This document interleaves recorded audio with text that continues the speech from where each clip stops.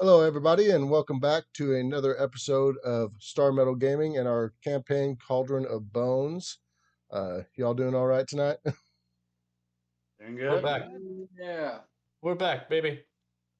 Every video we put out, it's like one every 3 months now, so I'm pretty sure we've lost all our viewers.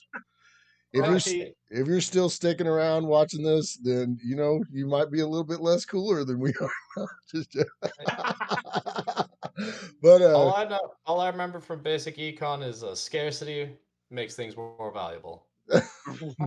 that's true. Supply and demand, right?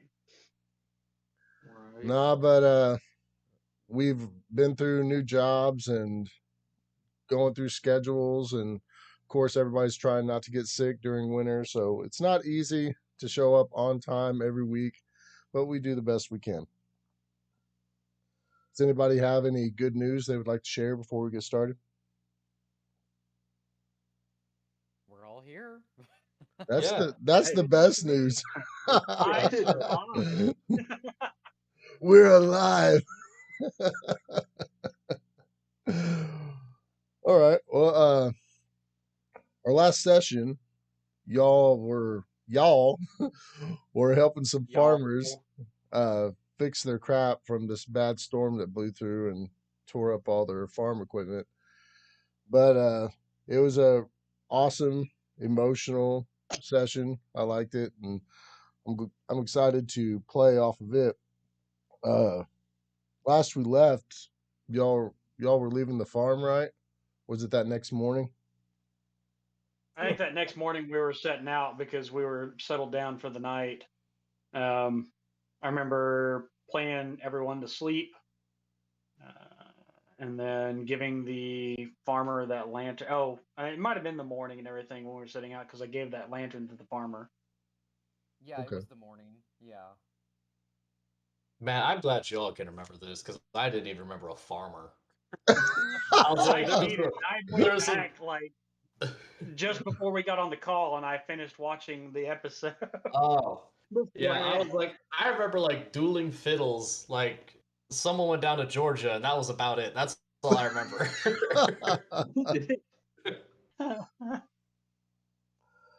Michael's just wondering where we're at right now. Yeah, man. I just, Right. man, we don't get to game that much nowadays, so All I know is I woke up in a barn somewhere. Like, what am I doing here? Who's Well, I goat? mean, last time you were talking with the children trying to convince them to get blood, you were talking about doing black tar and a bunch of other stuff. So, Yeah, I remember. I like blacked out for that whole conversation. I was just autopilot. I don't. He's got one of the kids stuffed in his bag. We're just gonna make sure. We're That's gonna make sure. There's a really bad scarecrow out in his bed. Oh, Pexar does have that bullfrog. I do have the bullfrog. I just Yeah. Yeah. So you did take the bullfrog the whole time? Yeah. Oh, that poor bullfrog! Dear God. You got like 3 bodies following you around, and now a bullfrog and Yeah. a bag I of mean, head. I think it's pretty cool that you consider yourself a follower of me, but you know. Don't forget to subscribe. Yeah, you're probably trying to pick up a few things after I did kill that. What was it, that giant spider thing? Whenever I killed that, and you were probably like, "Oh man, that's really cool. I'm glad that I'm on his team." Yeah. Yeah, that was the dream Frank was having whenever he woke up to you trying to, Yeah, that's right. Yeah. You tried Yeah. to kill me. Frank was having that spider dream, and you just tried to. Dreams almost came true. But did y'all already pick up the wagon from the farmers and everything, and was y'all already headed north, or did we not play that out? I have a note here that says we head out. So I'm assuming like we were just heading out, and then that's where we stopped. So, I'm going to say that they were giving you a wagon, right? Yeah. I believe so. I believe so. Yeah. Do we have a mount for this wagon? Yeah, you. No. I'm gonna say they gave you a basic riding horse. I'm about to say, if we need a horse, then there's probably one out buried in a field somewhere that I could, utilize. Yeah. Where's the family cemetery? I'm sure Yeah. Michael can cobble something together. Like I said, Right. like I said at the very beginning of this, as a necromancer, it's never been easier to raise a family. Yeah. That's grandma and grandpa. They share Yeah. one time now. A Yeah, what was- skeletal draft horse made of family bones. Like, Yeah. There's no hands, only feet. Yeah, and it turns into a very comfortable chair.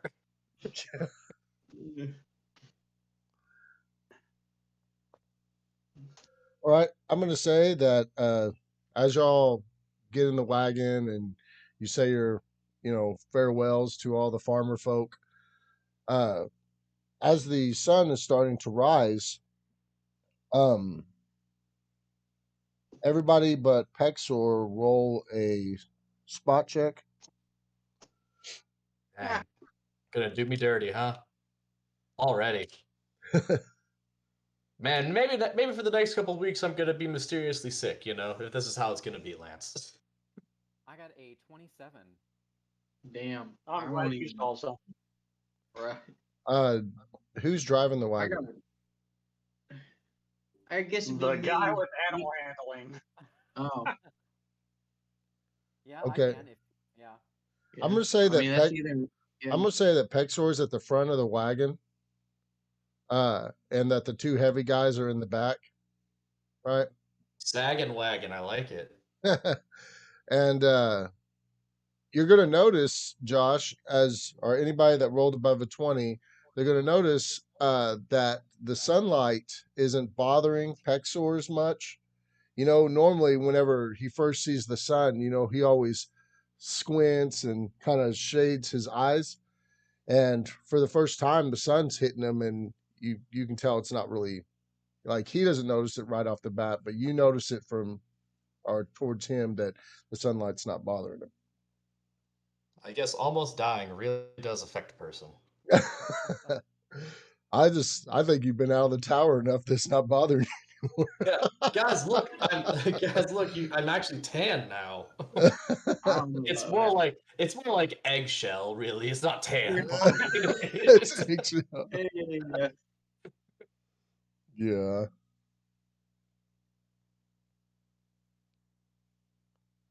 So, do we have the potions made? And also my sight. Yeah. No, I don't think we have the potions yet. I think that's where we're heading next. I have Okay, the we're corn. heading back. Okay, good. Yeah, Because I we still have. corn in the blood. I have the potion ingredients and stuff. Okay, I just. All right. Dang, I'm a rich boy. Cool. All right. Y'all continue along the path, going back towards the area. Y'all's not going through the swamp. You're going to take the road left and head around the edge of the swamp, right? Yeah. So there was a road that y'all ran into that heads towards the consortium, but if y'all take that road straight back heading the other direction, you'll eventually run into that, or you can tell by the map and the direction you're heading.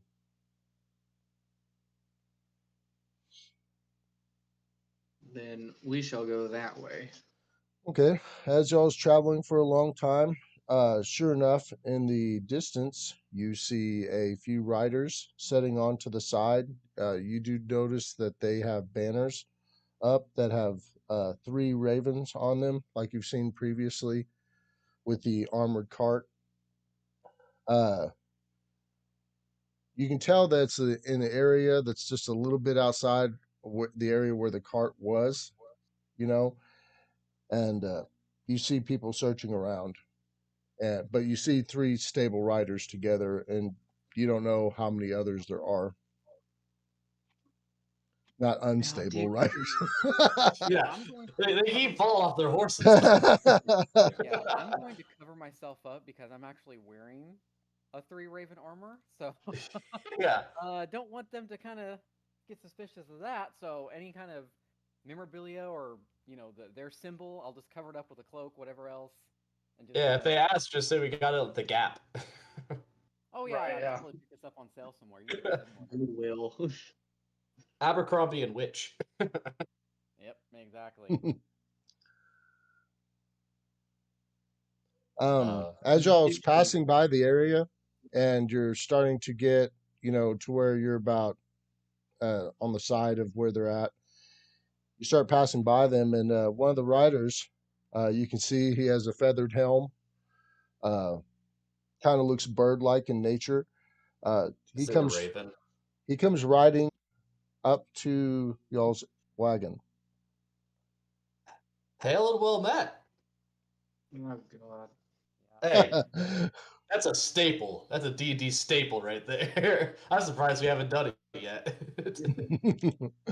Well, he says, "Well met, travelers." He goes, "I'm Kalan of the Tricorvi. This area is under investigation by our organization, and it is underway at this time. Have y'all been through here recently?" Yes. "Who But are you, and what is your business for passing through here?" Guys, I think we should start lying more. I really do. This seems to be this constant thread of questions that eventually we're gonna have to kill someone or lie our way out of it to begin with. yeah, maybe somebody else should do the talking because I am Hey, not. Lance. Wow.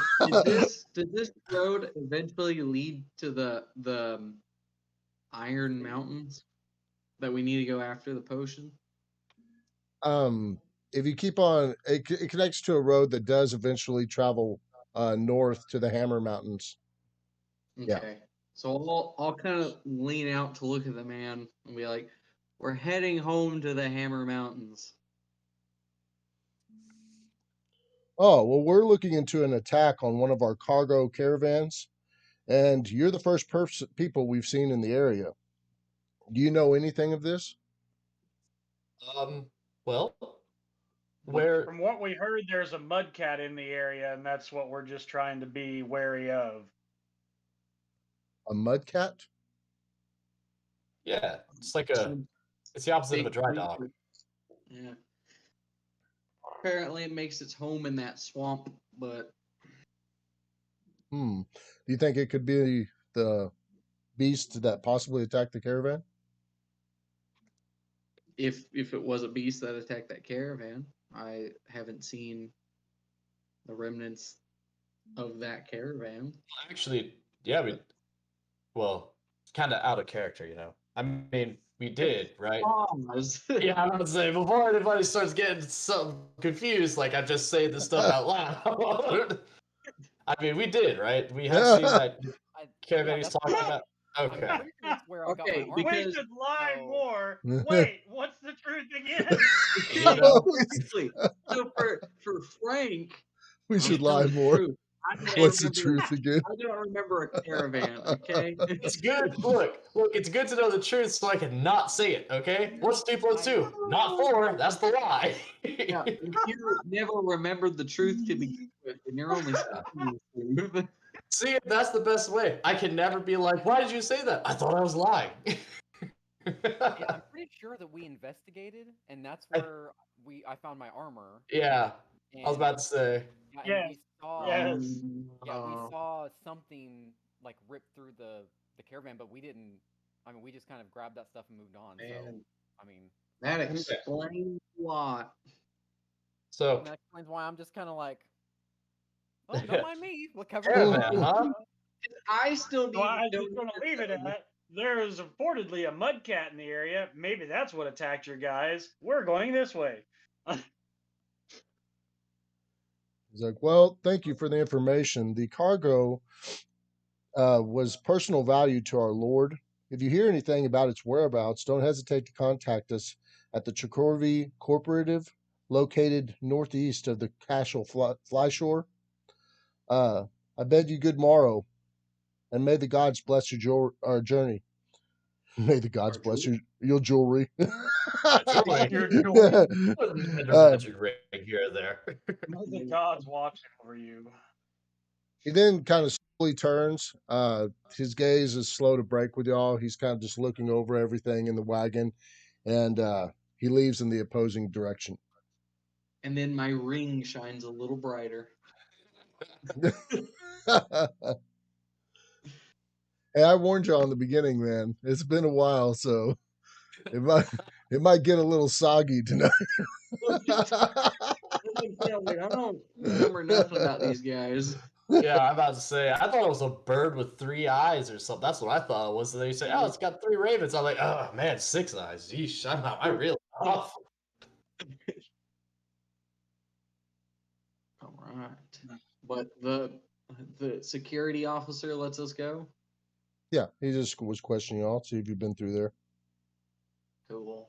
Good thing I didn't have to show my green card.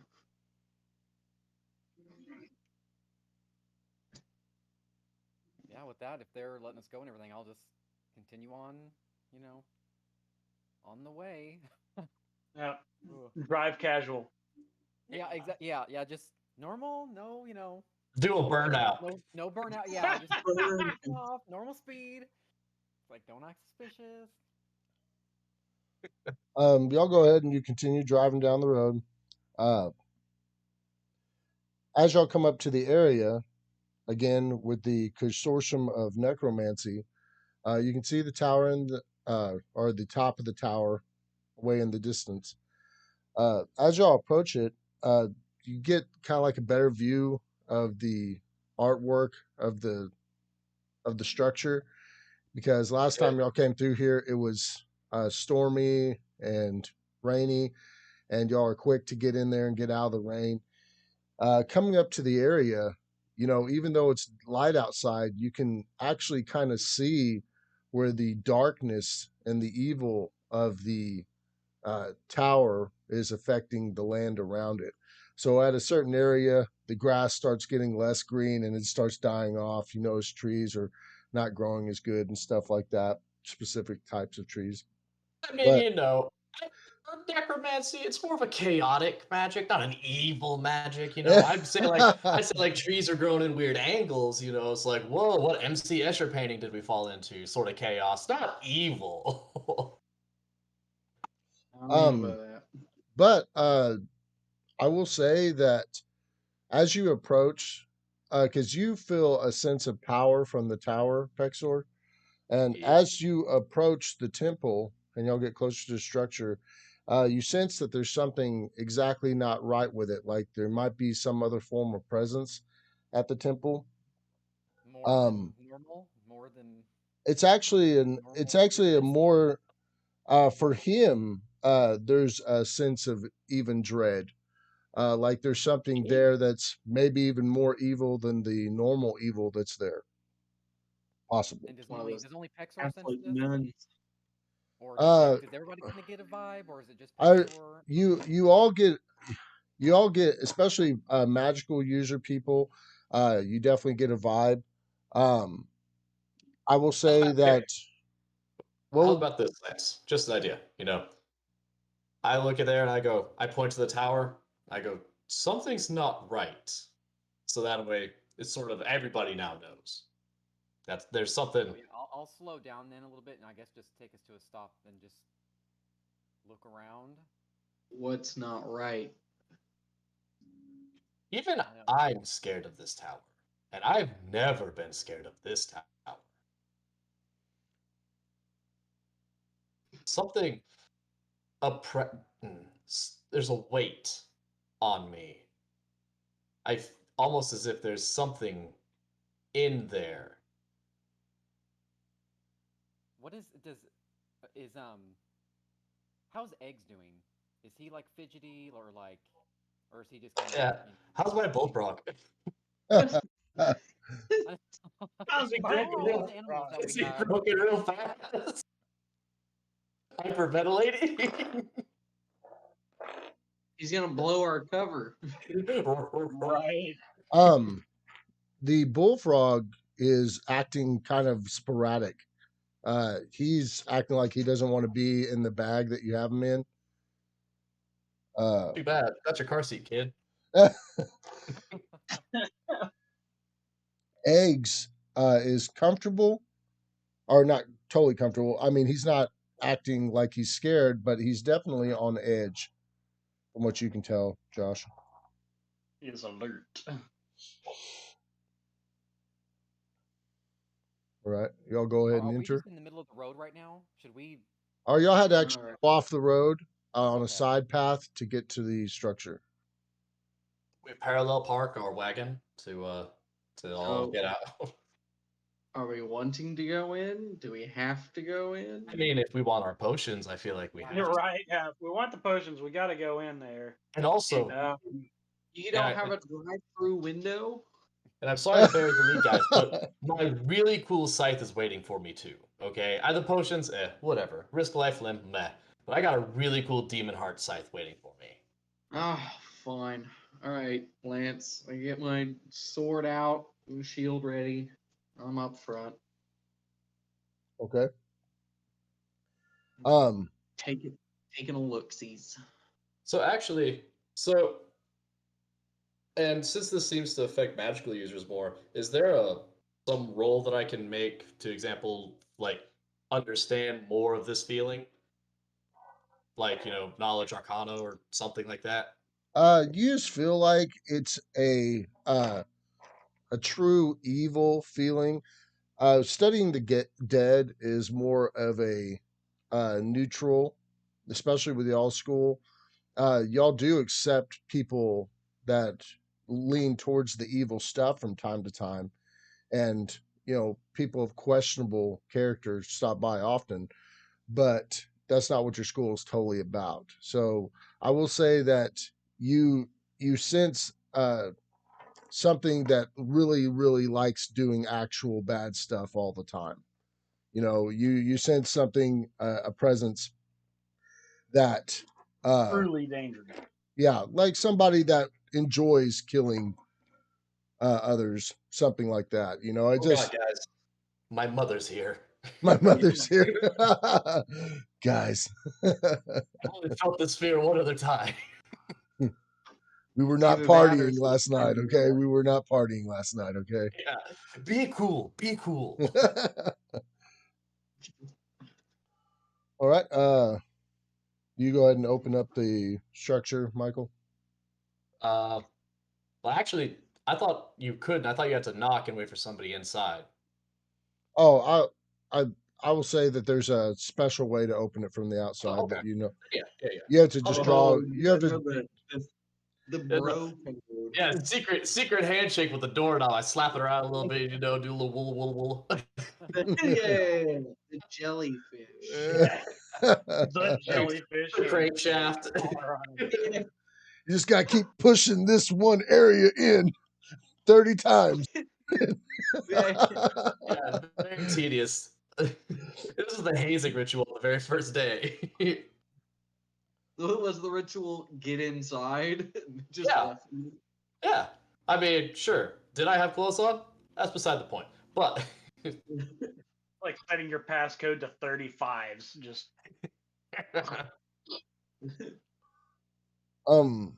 As y'all enter the temple, you see all the things that you saw before.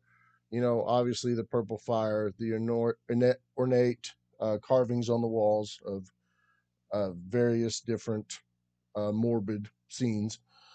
You make your way down the regular stairs and you come into the corridor that leads out into the main area of the first level of the temple. And as you come down into that corridor, right, lots of voices start hitting y'all. You start hearing so many people talking, a lot more than before. Who's out in front? I assume I would. Oh, Okay. But I mean, I assume I would be. I mean, I opened the door and it's kind of the necromantic tower. That's what I was thinking. I probably know the area better than anybody else. so Michael or Pixel would be up front, and I'd be pretty close behind him. All right. Pexor, as you come down there, the first thing you notice, and it kind of makes you nervous, because you've seen these types of necromancers before, and you can tell that they only involve themselves in the darkest of stuff. Uh, anyway, They're you come baseball down cards. there, and you see a bunch of all of y'all that's coming down the main temple. You see a bunch of people discussing in the main corridor with other necromancers, talking with them, and they seem to be a bunch that are wearing the same color of white robes, but they have blood all over them, and different symbols drawn on the robes with blood. And they're all over there, and you can see them at distance in the main corridor talking to one another before y'all approach. Excellent. Is that the MMS? Hexor, the go cat. ahead and roll roll your Arcana knowledge. Is that what it would be? Yeah, something like that. Yeah. This is I mean, what I'm high. happened. Yeah, I'm high in it, so yeah, let's do that. That's a 21. Okay. You remember these guys, and they're called the Umbra Nexus, Oh, and they're just a more evil, devoted school of necromancy. I was gonna have. I mean, I'm glad you gave him a name because mine was gonna be like the Kappa Iota Lambda Lambdas or something. So okay, so then, is there anything special that I need to know about them, or is just their um, name enough to strike fear in the hearts of men, kind of thing? they're high end in negative deity worship and sacrifice, hence the blood. They deal with a lot of blood type magic and demonic magic. They don't really raise the dead as much as they talk to demons and stuff like that. So, that a lot of them get afflicted with madness, and they have to put them down frequently because they'll try to kill one another. Uh, just constantly living in chaos. What do you say compared to what y'all are used to in your consortium? Okay, so you said that we've walked in to the. All of us have walked into the room. Well, you're in the main hallway at the Yeah. bottom of the stairs that leads to the corridor, and you can see it straight out there, ahead in front of y'all, the main circular corridor. But in that corridor, you see a lot of the white and red robe necromancers talking to the necromancers of your place. Okay, so I'll turn around. I'll kind of whisper to not be heard. Guys, I don't mean to alarm you, but these are some bad hombres. I'm talking sacrifice of anything that walks, demonic, demonic speaking. Most of these guys go mad, and everything else. I think. So do we have an alternate What? way to get to your headmaster then? Actually, Lance, do I see him? Do I see the headmaster in there? Because I assume that if these guys come down, then they're kind of bringing out the pomp and circumstance. Just roll a spot check for me. Okay. Anybody that's looking for him? 17. That's good enough. You see him. Okay. So I look over my shoulder and I see the headmaster go, I don't think so. Considering he's there talking to them. So what I plan,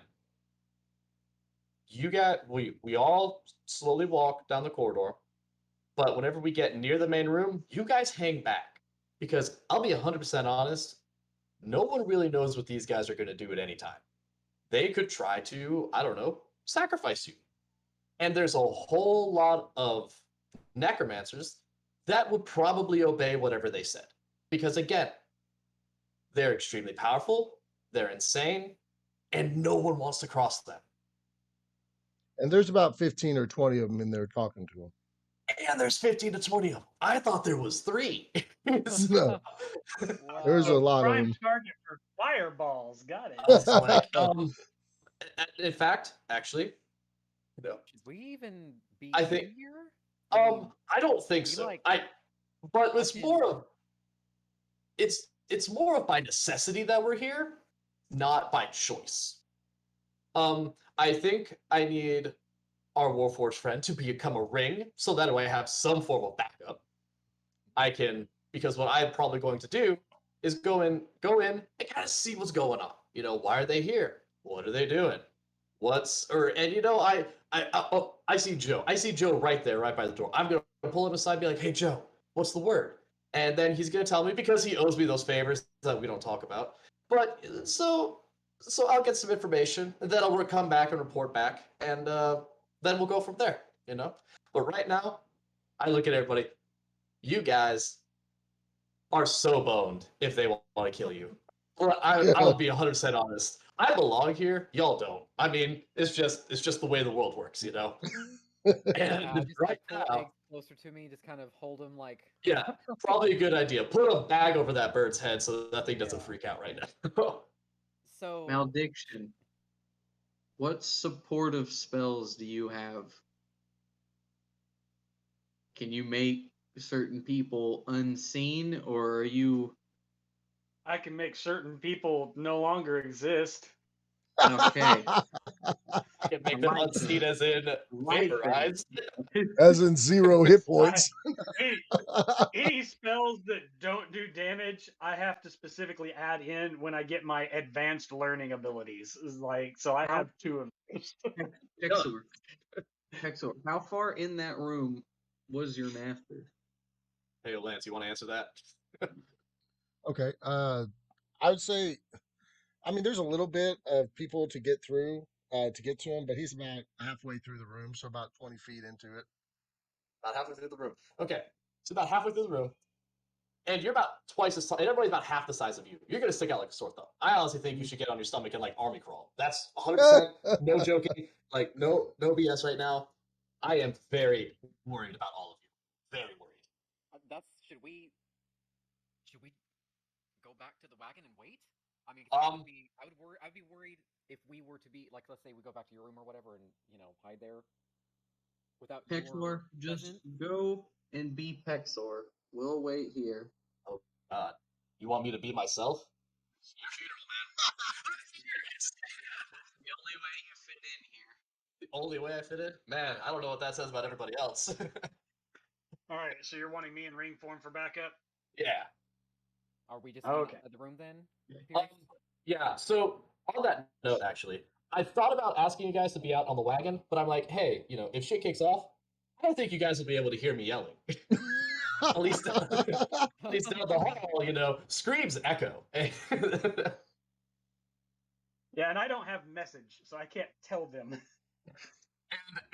And Wartio, my little frog, he doesn't hop that fast. God. Yeah, all right. Yeah, let's wait out here. What is it, Wartio? What do you want to tell us? Yeah, he's the anti-Martio. He's Wartio. Is he your distraction frog? You go into battle, round 1, you just throw your frog at the enemy, and then you cast your spells? I mean, sure, I might have stuffed a skull in him and then you just cast Exploding Skull. That's more for the psychic damage than the physical. So, Lance, when he's getting ready to go, I get my grappling hook ready.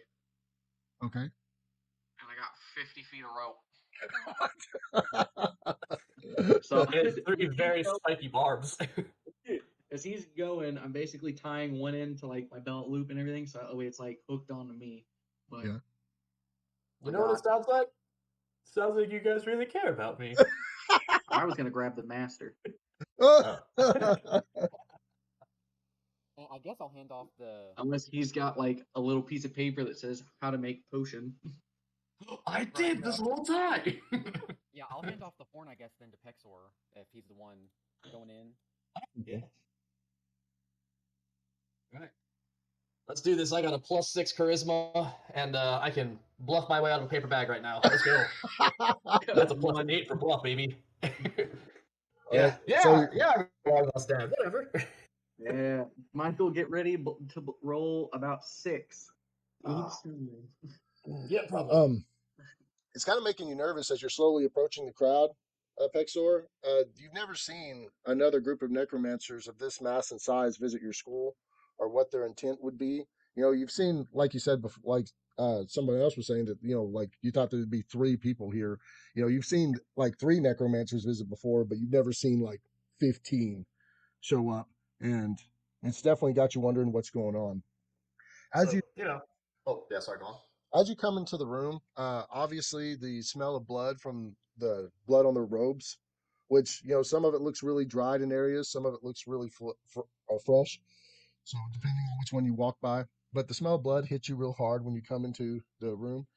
Uh, I'm gonna see if But for real, I did actually have a plan to like pull one of the guys at the edge of the circle away, be like, "Hey, what's going on?" okay. That was like I said Joe as a joke, but that was a legit plan. You go to turn around to grab one of the guys that to see what's going on, and sure enough, you see Ragnavari over on the right standing against the wall, and one of the blood priests are talking to him, and he goes ahead and he stops them and he starts walking over towards you. Can't be sneaky for anything in this game. Oh well, I rolled a 19 for him to notice you. Well, I mean, I'm not saying he didn't Wait, notice me. was you trying to? I didn't hear you were trying to hide. Do you want to roll for that? I kind of figured as such because, like, like I said earlier, I don't know what these guys are going to do. So I'm very, and also, knowing that I gave a demon heart to these people and these guys converse with demons a lot, I kind of, trying to connect the dots, and I'm a little, Pexo's a little sweaty right now. He's a little anxious. Blood pressure's getting into that triple digits, Yeah, you killed one of their patrons. And they're like, "Where is he?" I mean, to be honest, I didn't kill him. It wasn't me that killed him. Some other half giant came in, cut his head off, and then ran off. I didn't even see it coming. I brought the heart to you guys. So, are you going to It's attempt? funny. So, are you going to attempt to hide while moving into the room? Yeah, kind of Okay. stay against the wall. Did you already roll it? No. What was? Oh, okay. There's a hide. I mean, 6. Yes. Well, okay. So what I'm gonna say is that you come in and you don't really you're not hiding, but you're not overly concealing yourself.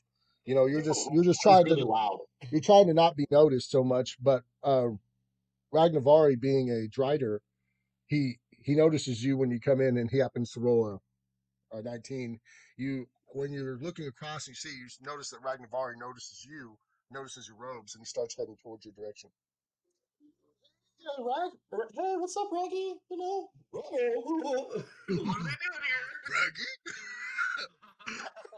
here? I can't believe I've never thought of that until now. Oh my god! That's probably not the best time to throw out that joke. Yeah, what's up, Raggy? What are they doing here? Hey. And he's like, "All right, he's the next sacrifice." That's the last Joe killing me. First of all, don't call me Raggy. No, Sucks, dude. he comes walking up to you and he's like, "Oh, Pexor, right in time." Because I was wondering if you'd make it back for the meeting. How was your journey? I mean, I pull out the horn. I go, mission accomplished. Now, question for question. What meeting? I don't know. These guys just showed up about an hour ago, and they're discussing something that they're going to try to unify our schools. Okay. But obviously, they've already talked to the headmaster about it, and he's allowed them to have their meeting where they're going to speak to all of us. But yeah, it should be going down here shortly. You got all the components for the potions you needed? You're gonna have to refresh me on that one, Lance. It has been like a month and a half. I know we had the horn. Yeah, horn, virgin's blood. Yeah, you got them. You got them. We did. Okay. Yeah. I don't remember the blood part, so I'm glad that I. You were the one that got the blood. Like I said, it's been a month and a half. Okay, get off my He back. was in a corn maze, and you pushed him onto a rock. Oh yeah, that's right. I gave that kid. I was about to say, I gave that kid a coma. That's right. Yeah. You DDT'd him. He's like, well, the master, he has finished your scythe, and he also will be able to brew the potion pretty quickly since you have all the correct components. But Sweet. You can hand them over to me. I'm going to take him over. He's talking to the the head of the Umber Nexus. I'm going to bring over the components to him, see if he can get to work on it, because I know he's not going to attend the meeting.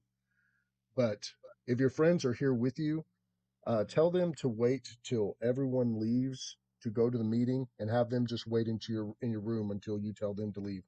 I don't know if it's safe for them to be outside, and I don't know if it's safe for them to be alone in here. All right. So then I will go and do that. Guys. Good news. They're not here to kill you.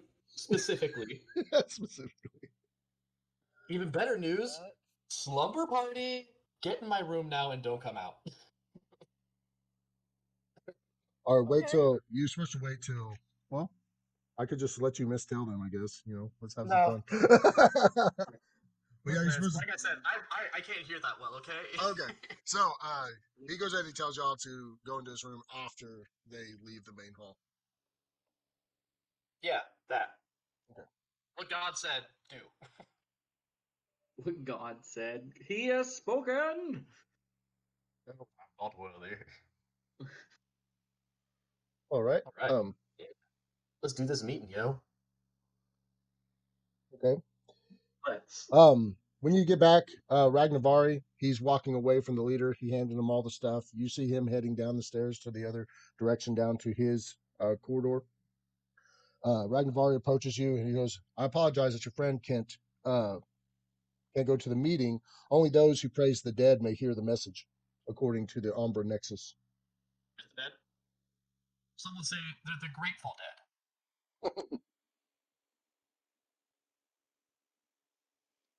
He says, "Yes, they'll be beginning here shortly. Just go ahead and follow me." Um, the the main guy of the Umbra Nexus turns around and he looks at all the other Umbra Nexus and he speaks in a language you've never heard before, you know, and they all raise their hands and say some weird stuff back. It just sounds like a bunch of jibber jabber. So wait, it's to only you. them talking right now? It's not like one guy and then everybody else in the hall? Well, he's talking to all the other Umbra Nexus in a different language, and then he says to all the necromancers, he goes, "Follow me into the main hall." He goes, "I have something so excited to share with all of you. It could possibly change your lives forever. Hopefully, you will listen to my message."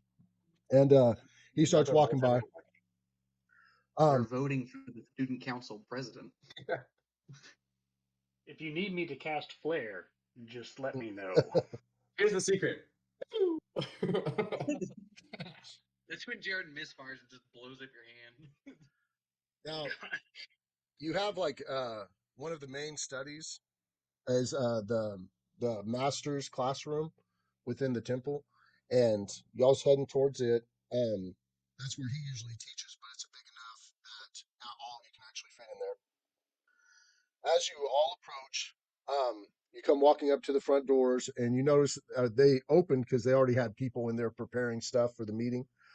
They open the front doors, and you see these incense type things burning, and like this red smoke's coming out of it, and it's kind of filling up the room, and it's just that you can tell that that's where the smell of the blood's really extra coming from. Like for some reason, this incense they burn, it smells like blood. You go walking into the room after quite a few walk before you. A female approaches you, but you can't see her face. I mean, she looks female according to her body and structure and boobs, but she walks up wearing the red and white robe. Didn't give away. She did have an Adam's apple. She goes ahead and she dips her hand in a bowl of blood, and she goes, "Will you accept the blessing?" What blessing? The blessing of the message. You have to be anointed in the blood to enter. Oh man, in my head, I'm like, this just don't seem right. Anoint me, baby. Okay. She goes ahead and she just rubs the blood across your face. Oh, she's sexy. Yeah, kinky. And go ahead and you enter. The room slowly fills up with all your necromancers and the ones from the Umbra Nexus.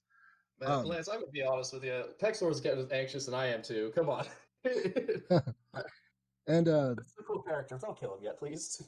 the head makes his way. I'm with you. I'm with you. If we need to fireball the entire area, just Did you get the $20 bill I slid to you?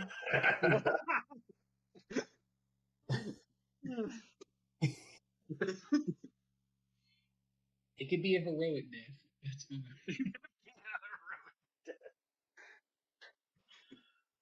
Okay, the head The Umber Nexus enters the chamber finally. He's one of the last people to walk in, and he has two other priests that are beside him that are almost as grotesquely as he's done. He has a uh, he has a headdress that's made out of body parts, right? And it kind of comes over his thing. And you notice that the other people beside him are wearing body parts as well off of their headdresses, but they're just not as elaborate as his. Um, Is this like off a Hellraiser or something? We have so many things to show you. Yeah, I have a crowd of middle fingers. Yeah, one guy's just wearing a thigh. There's a guy with the security guard's face.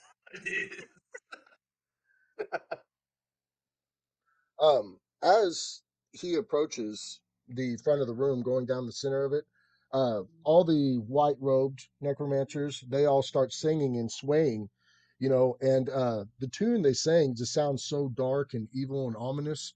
I will say that it doesn't bother you so much, but Malediction, you being a music lover, right? For some reason, when you listen to them sing this, it just sounds so violated. It sounds like there's something cursed about the music. Really quick, kind of, I assume there's something going on kind of in my ring as a reaction to the music. I'll like kind of put my hands like this, kind of trying to cover up they're trying to block the sound to help.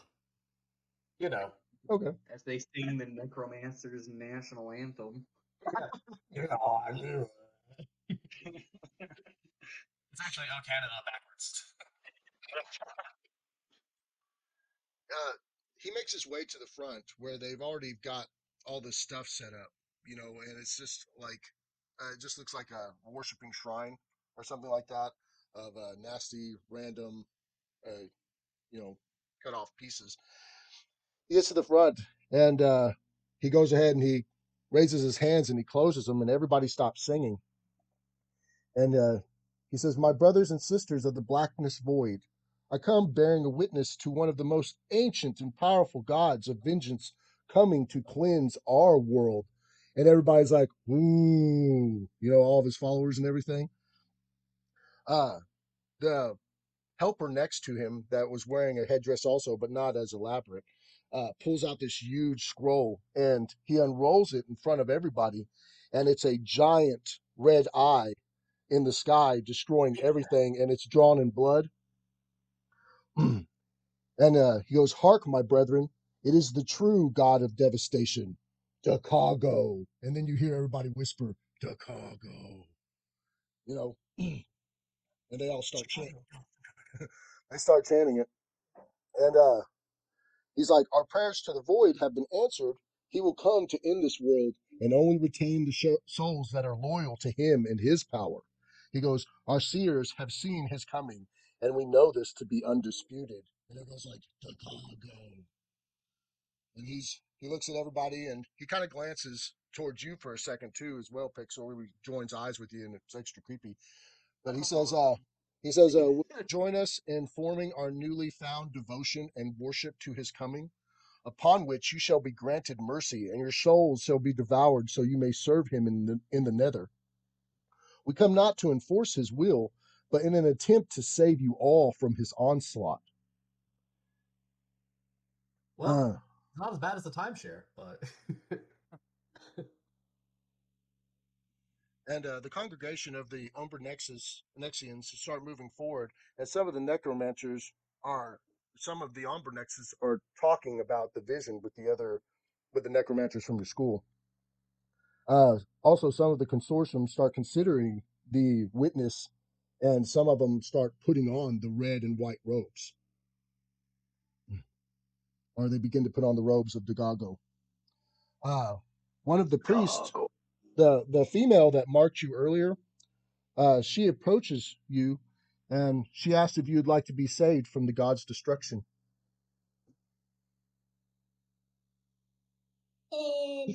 okay. It's okay. Take your time. It's okay. Here's where the bluff part comes in. All right.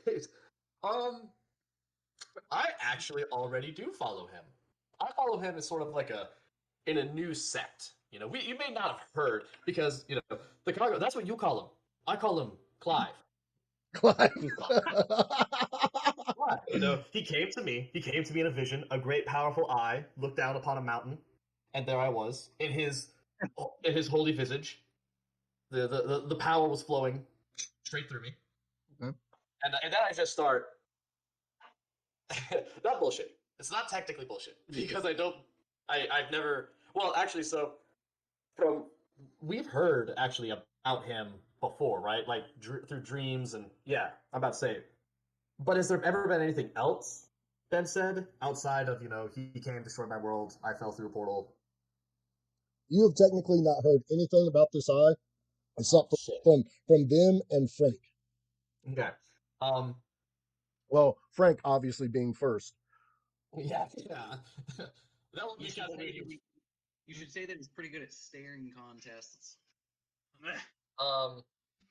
It's very weird when he blinks because it looks like a wink.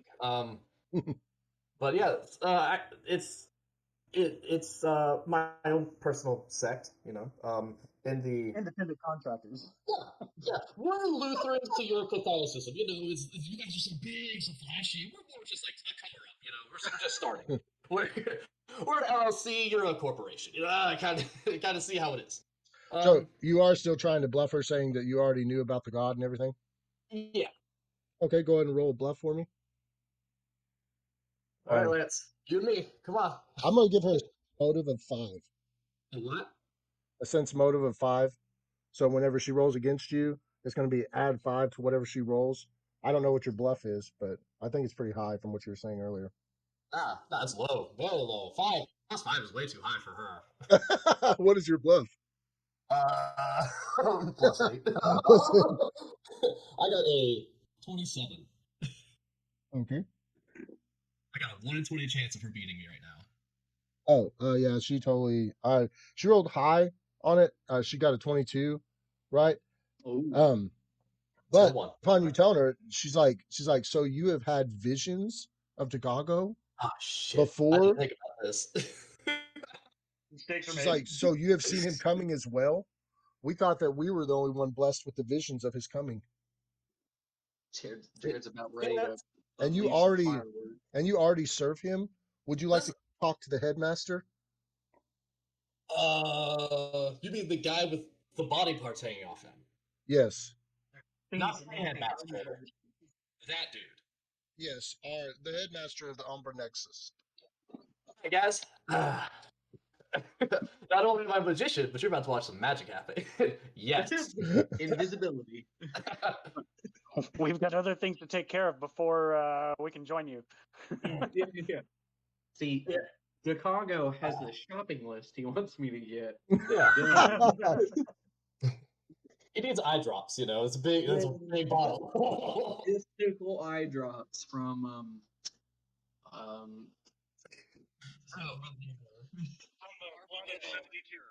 Yeah. So I say, okay, I'm gonna flaunt some past y'all, and I want you to tell me if it's a good thing to say right now, okay? We can't. We're not there. Okay. Yeah, we're not there. Okay. So My ring. Just to reiterate, Pierce and I, we're in the room that they were in previously. Yeah. We're playing sticks.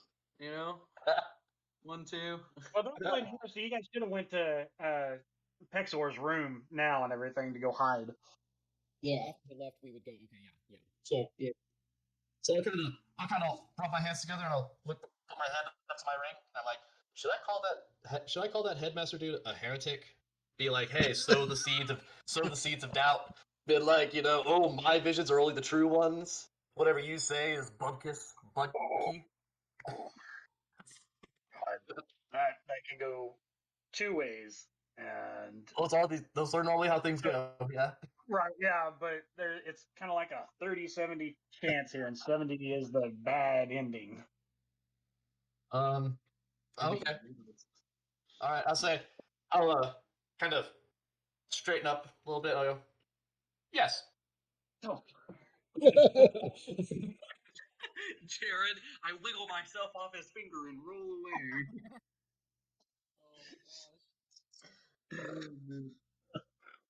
It's for the game, right? It's for the game. Yeah, we're gonna be stuck in your room for a long time. Heroes dead, right?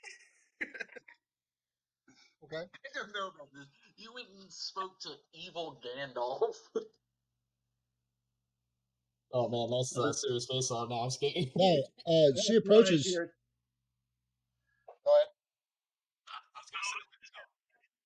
I didn't realize you were going to take me straight to Saruman, but ahead. Gotta throw the ring somewhere, right? You It's fine. approach. She slowly walks through the crowd, and you're walking behind her, and she comes up to the headmaster. The headmaster is busy talking to another one of the Ombernexians, and she walks up to him and she's like, "I'm so sorry to interrupt, headmaster. I'm so sorry. May I have a word with you?" And he looks and he's like, "You know the price of interrupting me." Ooh. And she sits there and she pulls up her hand and she slices the shit out of it, and blood starts pouring down her arm. And she's like, "I'm so sorry. I'm so sorry." But this man, he says he has seen Chicago before. I made And a huge mistake.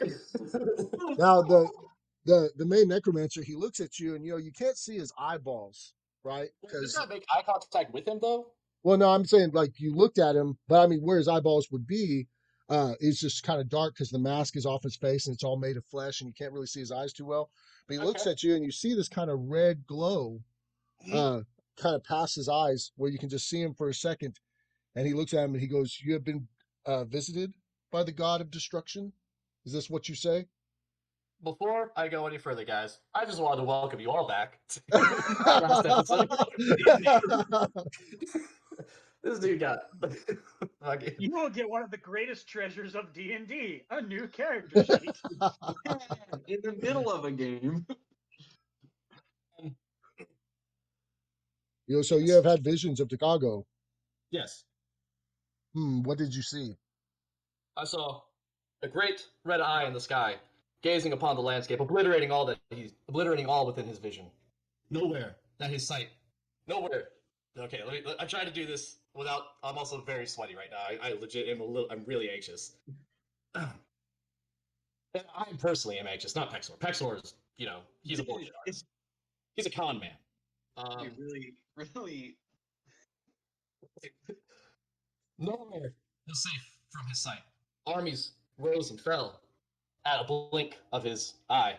Not a blink, sorry. I'll retcon. At a simple flick of vision.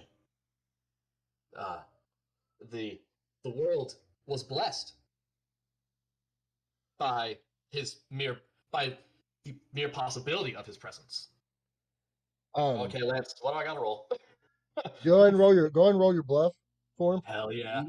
-8. Yeah, it turns out the guys had zone of truth on this whole time. Well, he's a little skeptical with you stuttering and then just saying retcon right in the middle of it. 26. 26. Yeah. Okay, reroll. I mean, That's no. not bad. Reroll. No. I refuse. No modifier on the second one. What? Good thing I got a 17. Hey, lad. He looks at you and he's like, "Are you being completely honest with me?"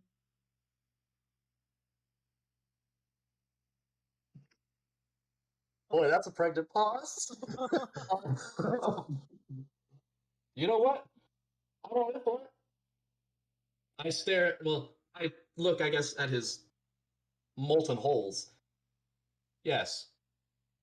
How long ago did you witness this? How long ago did we start on this journey? Yeah, so that is a good question because that probably would be roughly the time.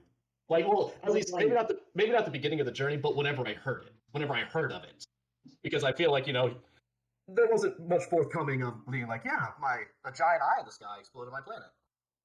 So it's been what, 3 months? 4 months since I crashed here? Since you slept here? No. Since my character. It's into this world. It's probably. I couldn't count the days exactly unless I looked back, but it's probably been about 2 to 3 weeks. Yeah, 3 weeks. Yeah, I don't Oh, think it's been months. mud. Oh, man, it's been a whirlwind adventure then. Yeah, we got fast travel unlocked or something. Quick save. Yeah, man, I've done a lot. I've done a lot of unquestionable things in 2 weeks. I honestly thought it was like 2 to 3 months. Yeah. Did you feel any need to share this vision with your other necromancers here?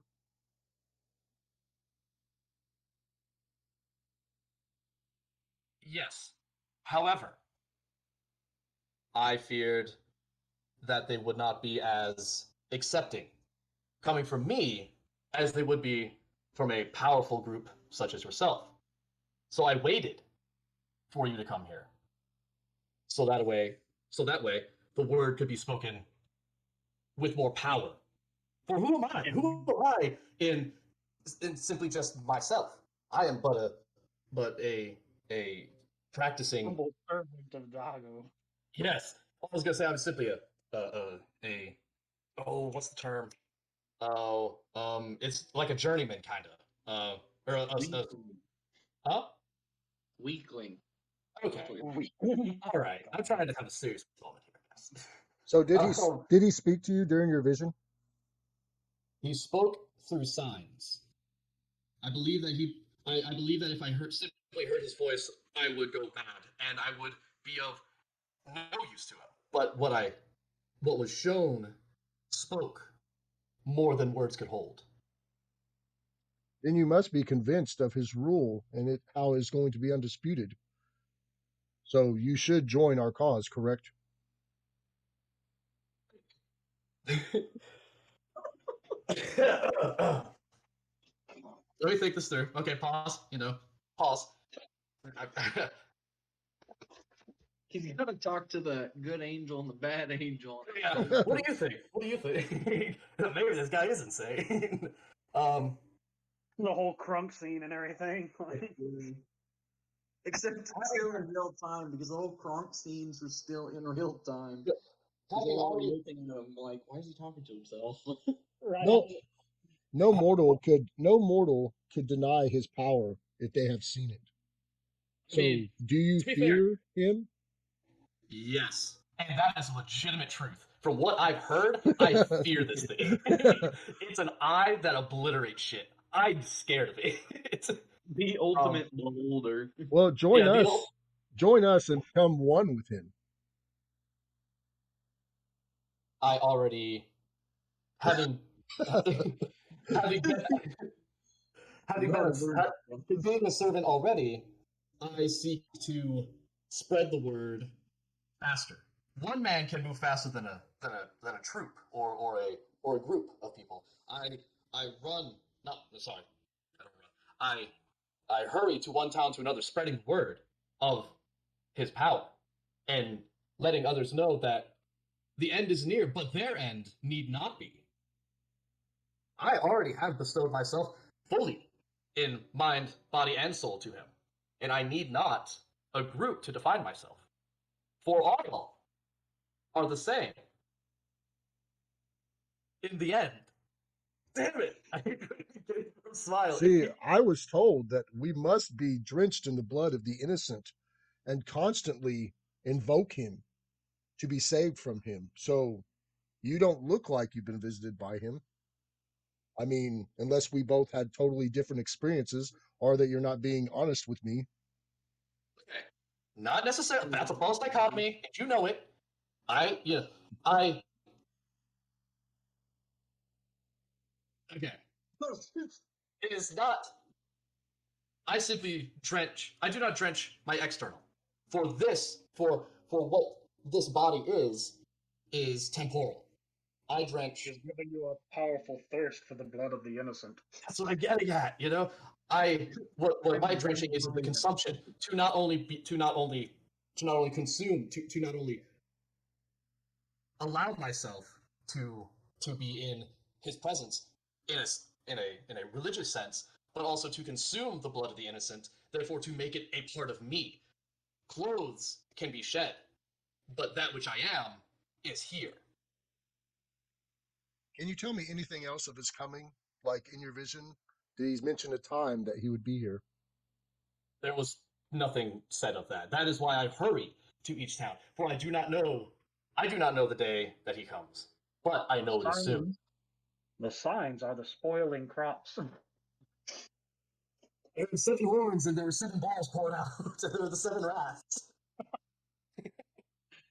Aaron, you just need to write him some like signal cards, you know. It's actually I feel vibration and it's like a SOS in Morse code.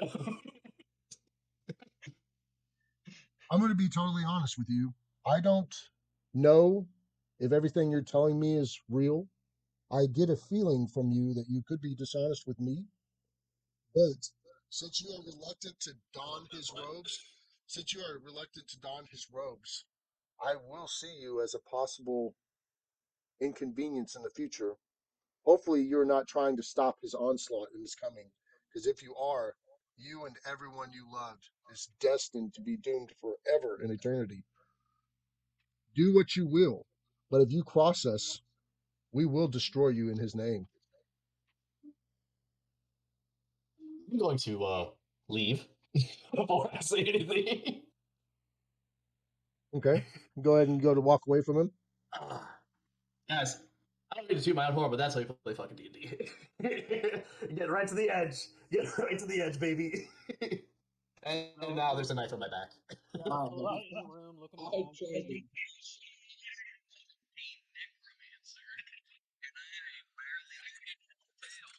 It's covered in body part.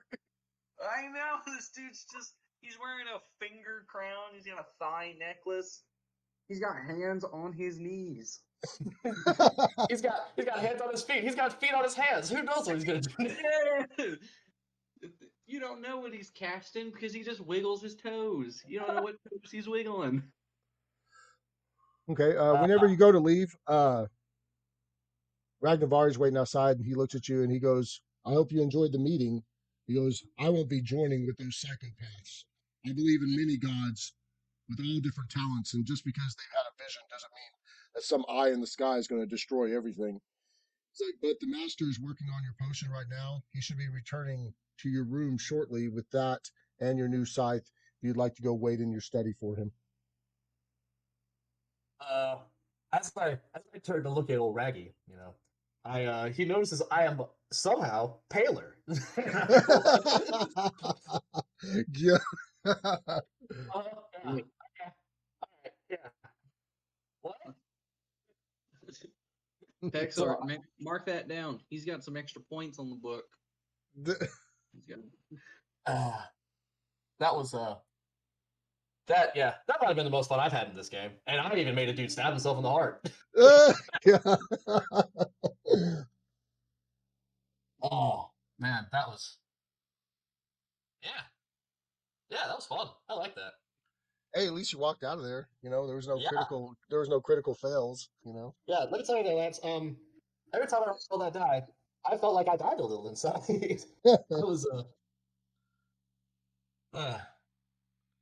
And you know, I don't even know if I described it properly. You know, I just they're definitely gore infatuated, and I love that you just walked up to the head guy and you're like, yeah, I've seen Dagago. What are you talking about? I even had half a mind to just be like, yeah, you think I'm not worthy? Bring me a bowl of blood. And I was going to drink it right there in front of him. I thought you was going to start asking him more questions. But what question can I ask that be like, maybe this dude hasn't heard anything from him? Because that's a pretty obvious answer. Like that was my big question. Where it's like, what color are his eyes? Are they like brown or blue? It's like they're red. Oh yeah, that's right. They're bloodshot. Yeah. He hasn't blinked in ages. Right. Yeah, that was fun, guys. I'm glad all of it. Like I said, welcome back, everybody. Welcome back. This is how you come back with the pizzazz. Notice y'all lost about half of your school to them, right? That school was pretty full, wasn't it? Yeah. There were quite a few people in that school. Not now. But you lost about half your school to them. I will say that altogether, you probably had 15 necromancers there, and 16, and you lost 8 of them. Oh, dang! There was a lot less people. Oh, I might have been thinking of like all the servants and stuff too around because it always seemed a little bit more bustly, not lively, bustly, because they're all dead. Well, there's a lot of undead and stuff around. You're right. Yeah, I think that's what I was getting my wires crossed on. So yeah, I'll go back up to the room. As you're going back up to the room, you notice all the white and red robe necromancers are leaving. I looked at the one chick that smeared my face in blood, and I do this. Nice. She lifts her veil, and it's just one big eye. Yeah. Right. You want to roll charisma on her? No. Shit. Charisma? That's a 25. I'll give it the old wink and a little ding. I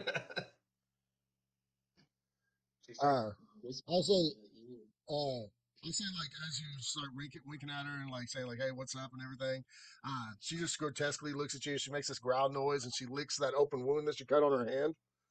And you can't really see her face, but you can see the tongue come out of her thing, and it just definitely her tongue looks extra nasty. So you don't know exactly what she looks like, but it does look kind of rough, and it does gross you out a little bit. I gotta keep the cool, so I go hot, and I just keep walking. I'm both green and pale. Oh, that's a color. She's got a hood on. Okay, so you go ahead and you make your way back to your room. Yeah. And your friends are sitting there waiting. I tell them the whole story, but I also say that like, yeah. And then he was like, "You're not worthy." And I'm like, "I'm totally worthy." And then I drank a whole bowl of blood because I didn't really. And then I give them the correct version. You're still awake. And I have my head like this. I'm like, "Yeah, guys, it was so cool." And then he was like, "What?" And they were all like, So Pexor explains it to us like we're in an Adam Sandler movie. But then they gave me a nickname, and I didn't make this nickname, so you guys have to call me it. Pexor the Hollow, and they were like, "Yeah, the Hollow, because you're so cool. Like, there's nothing inside you, but blow." Oh. And then I hold the ring into my mouth, and I said, "Bro, do me a solid, please. That's the truth. Come on." Dang. 89% of your sister's heart, and I will give it to you if you pull me. If you do this for me. You're actually making a deal with him. I'll back up his story. Yeah. I'm going to change my name to Pexor the Hollow.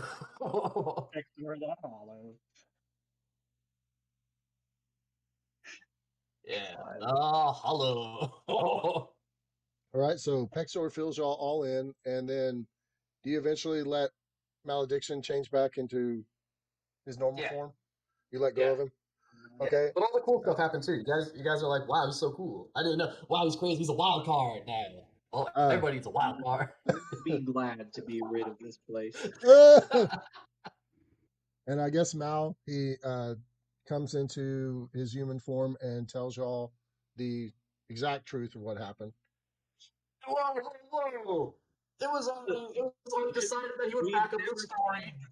We've never seen a robot look so sad before. Because he had to witness the blood drinking. Oh, so true. And he is now known as Pexor the Hollow. Oh, yeah. They were like, "Nah, you get this finger crown." And I'm like, "Nah, I don't need a finger crown, man. Whenever I got the crown of the giant eye right here." The giant eye.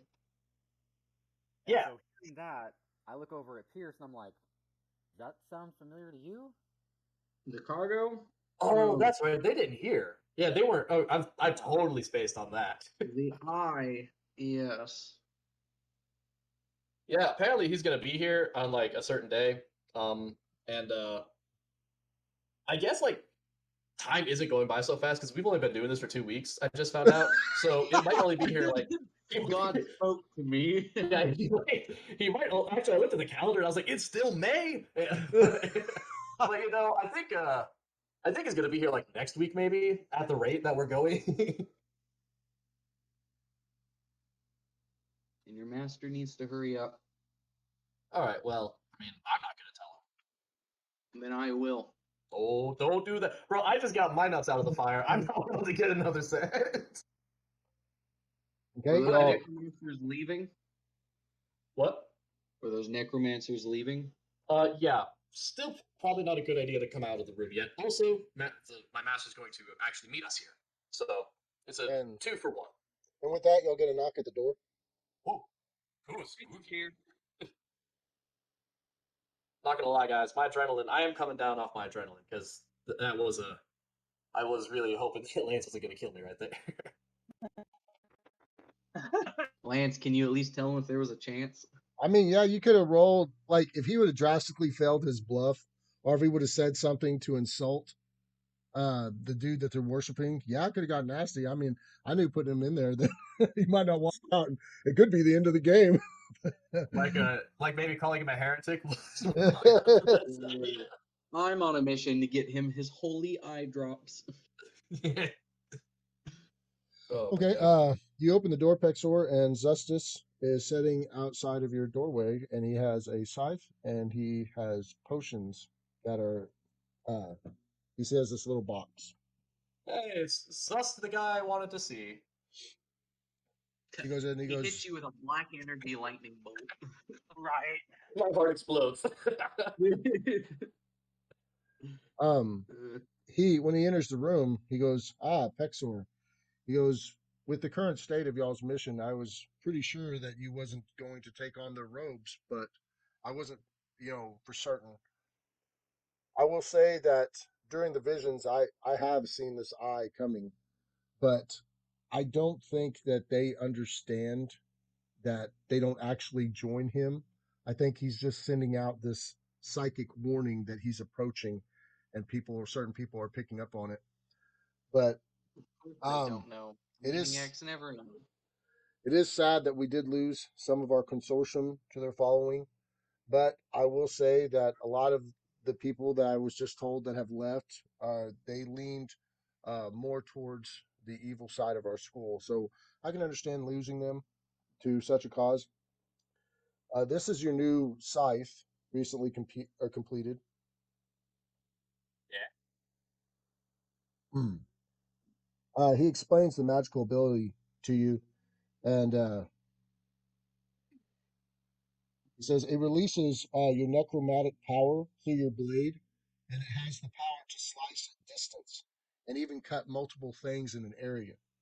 Careful though, everything in the path of its swing will be damaged, as if struck by the weapon in a 30-foot cone. So 30-foot necrotic damage cone kind of thing. What it does is it does the damage of the weapon. I think I wrote down that it increased it to a +4, but it does the damage of the weapon in a cone when swung. So everything within a 30-foot cone gets hit by it whenever you swing it. Well, is it like no? Like is the damage like slicing or stabbing necrotics? Is it? It says that you can use my necromancer powers through it. So is that the kind of damage that it does? Yeah, I would say it does like just dark damage or necro damage. Negative energy. So it's got an attack bonus of +4, you said? Yes. And so then what is damage?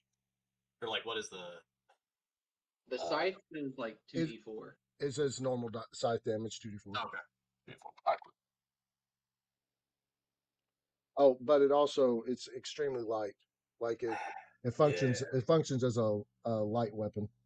Does it look any different? Because there were the skeletons dancing on the blade. It's the same. It's the same weapon. Okay. Did it get like did it get like a paint job? Is it like purple now or something? No, people say that there's a magical sheen to it when the light hits it just right. Like you can see the magic on the metal. What's that? Yeah, what's that? The 8th color in Discworld? Is it Octarine? Yeah, Octarine or something. The color of magic. That's the color. Yeah, whenever they started speaking that language I didn't understand, I was like, man, I left my battlefish at home or something. He goes ahead and he hands you the box. These are the 3 completed potions I could make out of the components that you gave me. So these ones are now. Remind me, Lance. What do these things do again? He says, I have 3 here, but they come with a warning. They do possess the power to purge a person that is plagued by the spirit of the void. But if the soul is not strong enough, they do have a chance to become a lifeless shell, with their soul trapped between here and the void. He says, I hope they serve you well. All Do right. they have to be headmaster? Do they have to be drank? They can be drank or injected, just as long as the potion enters the body. Good. Are they gone? The Umbra Nexus have left. Good. Right. So I do believe, Pierce, when y'all were here previously and you were telling me about the experiences that you went through, that is the same entity that visited your world, correct? Yes, and those fools you call brothers are maniacs. Trust me. Yeah. They know absolutely nothing of what this entity will bring. They will not be brought into any fold. They will just die like everyone else.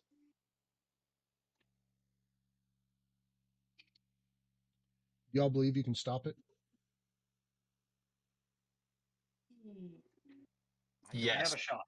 Yeah. I believe we can. All three different answers. Yeah, I believe we can. Do you have any information on this being, headmaster? All I know that I've seen its destruction. How much of the story did y'all tell him? Did you tell him all about the guy taking your sister and everything? Yeah. That's why we have to go to the mountains.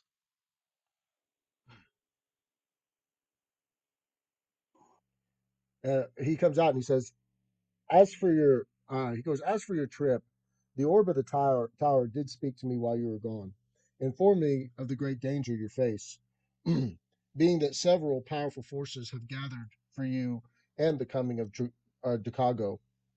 Um, the person I believe that you speak of, Frank, that took your sister, I think in some way that he's summoning this creature to the worlds.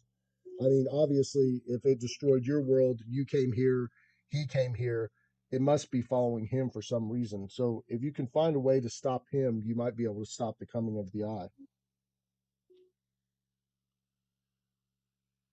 Good. That gives Um, me another reason to kill him. we But now imagine how cool it would be if we had a big boss fight at the end against the eye. Yeah. Maybe, fighting this guy ain't gonna be. It's not. We gotta get all this. We gotta get all our stuff in before this new contract for D&D 1's made. His eye covered the sky. This You is need the power of gods to fight him head on. Otherwise, you just need to close the door before he enters. He says, "Very well. So you do believe that killing this person might stop his arrival, you're saying?" If he is the herald of this creature, then yes, I do believe killing him will end it. I would hate for the master of the Umbra Nexus to be correct in his assumptions. I've never gotten along with their clan, and being that they're so drenched in blood and evil, I would like to see them to come out as incorrect on this one thing. Um, I shall assist you further by letting the orb teleport you to the giant kingdom in the Hammer Mountains. This will drain it substantially, and it can only be used sparingly. So we'll be only doing this once. Would you be willing to do that? Yeah. Is it able to send us with our cart? Yeah. Wait, let me get my horse and wagon. Does the cart have anything in it? They had us. That was it, I think. It's like once your party is prepared, I will tell the orb to send you there. Just let me know when you're ready. Oh, man. Hector, hand me a potion, please. What's in it for me? I asked nicely. You tried to kill me, my man. He continues to believe that your nickname is Pexor the Hollow. You tried to kill me, my man. just a little bitter about that. But you know what? But just remember this kindness. Remember whenever we go, because aren't we also gonna like make a pit stop at my sister's wedding or something? Wasn't that like legit part of the plan? I don't remember. Well, you see, it was part of the plan, but like I thought that was because we've been traveling for months. We've been traveling for weeks. So that's like the after party to the campaign. The at this after point. party. God. You know, once we beat all the big bad guys, it's time to jam. Yeah, at that point. Because I thought we were honestly in game. I thought we were going for a few months, but it's been. We all were, but Lance. That's what I was thinking too. Like I could have sworn that we were at this for a couple of months. No, we're this is. I mean, I could horrible go back. adventure. I could go back and count the days, but I don't think it's been a month. I mean, This one was very small. Let's be We're honest. only in, we're only in week 3. Like I could say the longest. Yeah, the longest we ever stayed somewhere wasn't at the Dwarven Temple for just a little while. it was like 3 days. Yeah, and then Yeah. kind of Yeah. And then everybody died. Everybody just died. Yeah, I mean, shoot, guys, let's go. Plus, teleporting us there will cut like an unknown time in travel. So Yeah. Now we really gotta pick up the pace because I just told those guys in there that he was gonna be here soon. They kind of believe me, so you know. Hopefully, I'm not right. yeah, let's hope that you're wrong. Oh, that's what I should have done. Dang it! I should have pretended to be the guy that was like the guy that came before the eye. I am Herald? he. Yeah, the herald. Yeah, I should have done that. I didn't think about that. Yeah, I have a note here that says we had 2 weeks before the wedding, and the wedding was a week away at planning. Yeah, because it was basically like a week to the mountains, or like 5 days to the mountains, or something like that. And then from the mountains, it was like a week to the city where the wedding's at. So y'all might be able to squeeze it in. Who knows? Well, I mean, right? Because we're cutting almost a week of journey out of this.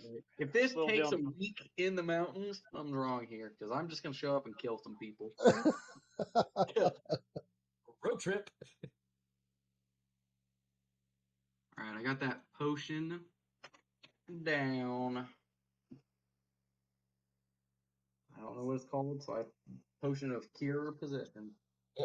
So there were 3 potions, right? Yes. I'll hold on to the other 2. Alright, because one was for my sister, and then one was for your Or Moxa. chick. Yes. And a third one just in case. Yeah, pretty good. Just in case if you don't feel a little frisky, just pop it off to that. Hey, my madness is gone, guys. He turns into basically like a preacher. I turned sane, the worst kind of character. Yeah. He's a necromancer that's in his own mind. Oh god. Alright. So I rolled it, and y'all would be able to get the wagon down there. It would just take a little bit of time if y'all want to go get it. I personally don't care about the wagon. Well, I guess, you know, if we're just going to be boop right there, then I don't think we really need a wagon. Okay. All right. So y'all make your way down to the orb then. Sure. Yeah. Is there anything else before? Anything else you might need or research? I don't know Anything if else? I just the think headmaster we're- has any potions or anything like that that gets rid of hostile magic. I just feel like we're on You know what? Wait. No, never mind. I already asked the headmaster something, but like way at the beginning, but he didn't have an answer. Never mind.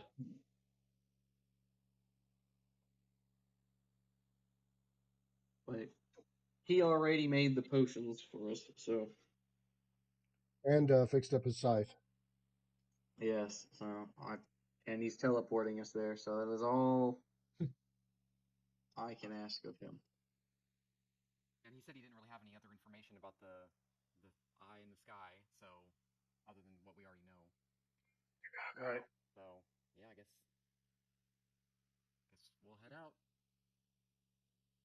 What? All right.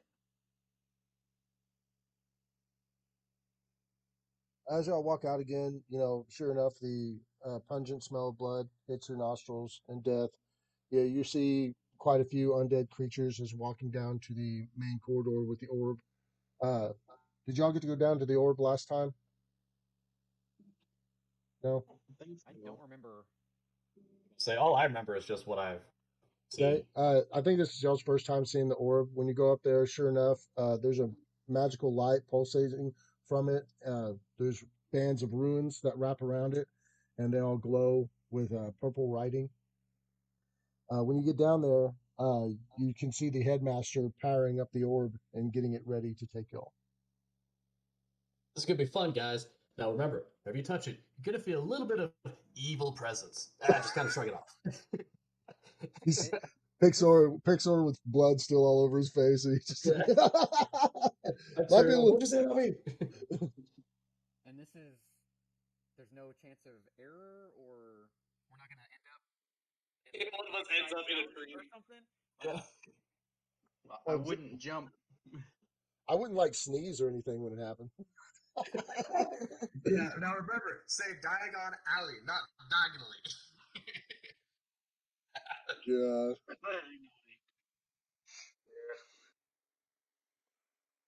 All right. The headmaster, he has his hands out. He's, kind of like saying a spell under his voice or whatever. You can barely hear it. And then the orb gets a slight purple glow all around it, like this little surface appeared off of it. And he just looks at all y'all and he's like, just touch the orb and it'll take you. But make sure you're all connected when you touch the orb. All right, everyone, hold hands. Yeah, all right. Start singing Kumbaya. Okay, so y'all all grab each other and you touch the orb. Wait, that's the wrong song. You all touch the orb. I'm a cucumber. I'm a cucumber. You all touch the orb and you become frozen and racked in pain as you touch the orb. You do feel a great evil magic move through you, and then you feel yourselves being broke apart on a molecular level, being drug into the orb, right? And all of you start screaming and everything like that because it's very, very painful. Put your hands in the air for fun. And the campaign's over. We lost, guys. He was Trapped- working with the enemy all along. Trapped in the orb forever. You will never stop the eye now. We should have known that was a black soul gem. The orb, Right. the whole Yeah, time. 5 years. What? The whole time, the orb was the eye's brother. Yeah. 5 years later, our camera slowly pans back and it's a lava lamp, and you see blobs of us. Yeah, just beating up Pexor because he put this in his mess. As you all reform back into your natural states, you appear on top of a snow-covered mountain, right? And you're in this what it looks like. It doesn't look like a town. It looks like ruins. Like everything's been busted up. There's a horrible storm going on. The freezing wind and icy snow bite your skin as you look about in awe at what you could barely see. Right? I mean, it doesn't look like a living, functioning town. Most structures and statues seemed crushed or broken, and you ask yourself, was this supposed to be a city? Are we in the right time zone? Are we in the right time zone? Yeah. Yeah. Oh, Where- snap, should not- have that mountain. Not where are we, but when are we? He fucked up. I'm gonna be honest, guys. I scratched my balls right after I touched the orb. You think about it? It did not like that. Oh man. So I'll look around. Is there cover? Yeah. Is there like a door or something that we can kind of? Are we just in the middle of the elements? Or are we like You're in you the appear. entrance of the cave? No, you're in the middle of from what you can barely make out, you can see some broken structures around you, but there's a huge blizzard going on. And you just appear right in the middle of it. You don't see any caves or anything like that. So I'll take my shield out and kind of use it as a buffer Mhm. to help me see. I don't know how much that's gonna help, but Josh, did you say you were looking first? Yeah. I'll look for any sort of. Okay. cover Go ahead and or go and roll a spot check. 20. Total 20. Okay. Oh, nice. Whenever you start looking around, you can make out what seems to be the frozen bodies of half giants strung about in the snow. Great. Frank, as you start following him, you just get this feeling that your sister is here. Like just something totally comes within you that you feel like her presence is close. Can I try to meditate on that feeling to get a direction? Whenever you do get a feeling, it kind of pulls you upwards and to the certain direction. Like you feel like she's coming from that area. It's definitely uphill from where you are at right now, Right. but it's so blizzardy that you can't even see off in the distance. Okay. I'm just gonna shout, "Follow me," and I'm gonna head that way. I mean, I also have animate dead. I could just be like, "Hey, man, what happened here?" I don't know. I don't think Anime Dead can talk, can they? Oh, No, Yeah. that's Probably talk like with Unless me. they're Dead. intelligent undead, but then they probably don't remember anything. Now, speak with a dead. Yeah, That would work. but you're not a cleric. yeah, but you'd think with a necromancer, that's probably in my Necromancer wheelhouse. doesn't want to Right? talk to the dead body. He just wants the dead body to listen and Right. to obey. Oh, yeah, I do have speak with dead. Oh, look at that. Well, We I don't know what you necromancers have. All I know is I'm going that way. All right. Well, I'll put Well, a light on his back so it's easy to follow him. okay. As Othello and Pierce take the front and they're walking around, uh, I would say Pexor, it does cross your mind to possibly speak with the dead, but you would have to drag one of these bodies somewhere else because the cold is actually so bad that it's distracting you, and you think it would be even difficult to cast in such harsh conditions. Well, fine. I'll just I let you have a know. spell that could help if it wasn't only for me. Um, as you continue on, you see that there are some structures that are not fully destroyed, and you see something that you can possibly take cover with. All right. Well, go that way. Yep. So at this point, I got the shield out, kind of buffeting me, and then my sword out in my other hand. Okay, y'all approach one of the larger homes that looks like it's undamaged. is there? Well, it's probably like iced over, but is there like a window we can look through, or like Yeah, something we can kind of peek in before we actually head in? it's high up to the point though where Frank would have to look into it, unless you're going to climb over. Yeah, let me on your shoulders. Is Yeah, the I'll just. door locked? The door is locked. I pound on it real quick. No answer. Mm-mm. Break it. Or I'm trying to just break the lock because I imagine it's like a wooden bolt. Okay, Lock. roll a strength check for me.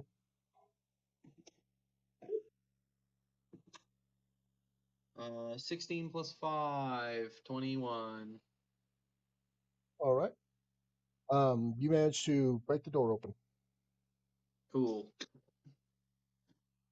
Okay. All right, open it. All the normal sized people, as you come into this half giant's house, you realize, everything's kind of like the giant world in Mario. It's a little bit too big for you. Um, I sit in a chair and my feet dangle. Yeah. All right. Is there a fireplace? yes. All right. Cool. So I'll go about gathering like some firewood, or if not, then something made of wood that I can break apart to put in there, and then I'm gonna put the flaming sphere in the middle of that to start off the fire, and then the fuel and everything will continue after the spell ends. So Okay. when You he's start. doing that, Go ahead. sorry. Well, because when he's doing that, I'm just kind of gonna move a table or a chest or something in front of the door to keep it closed.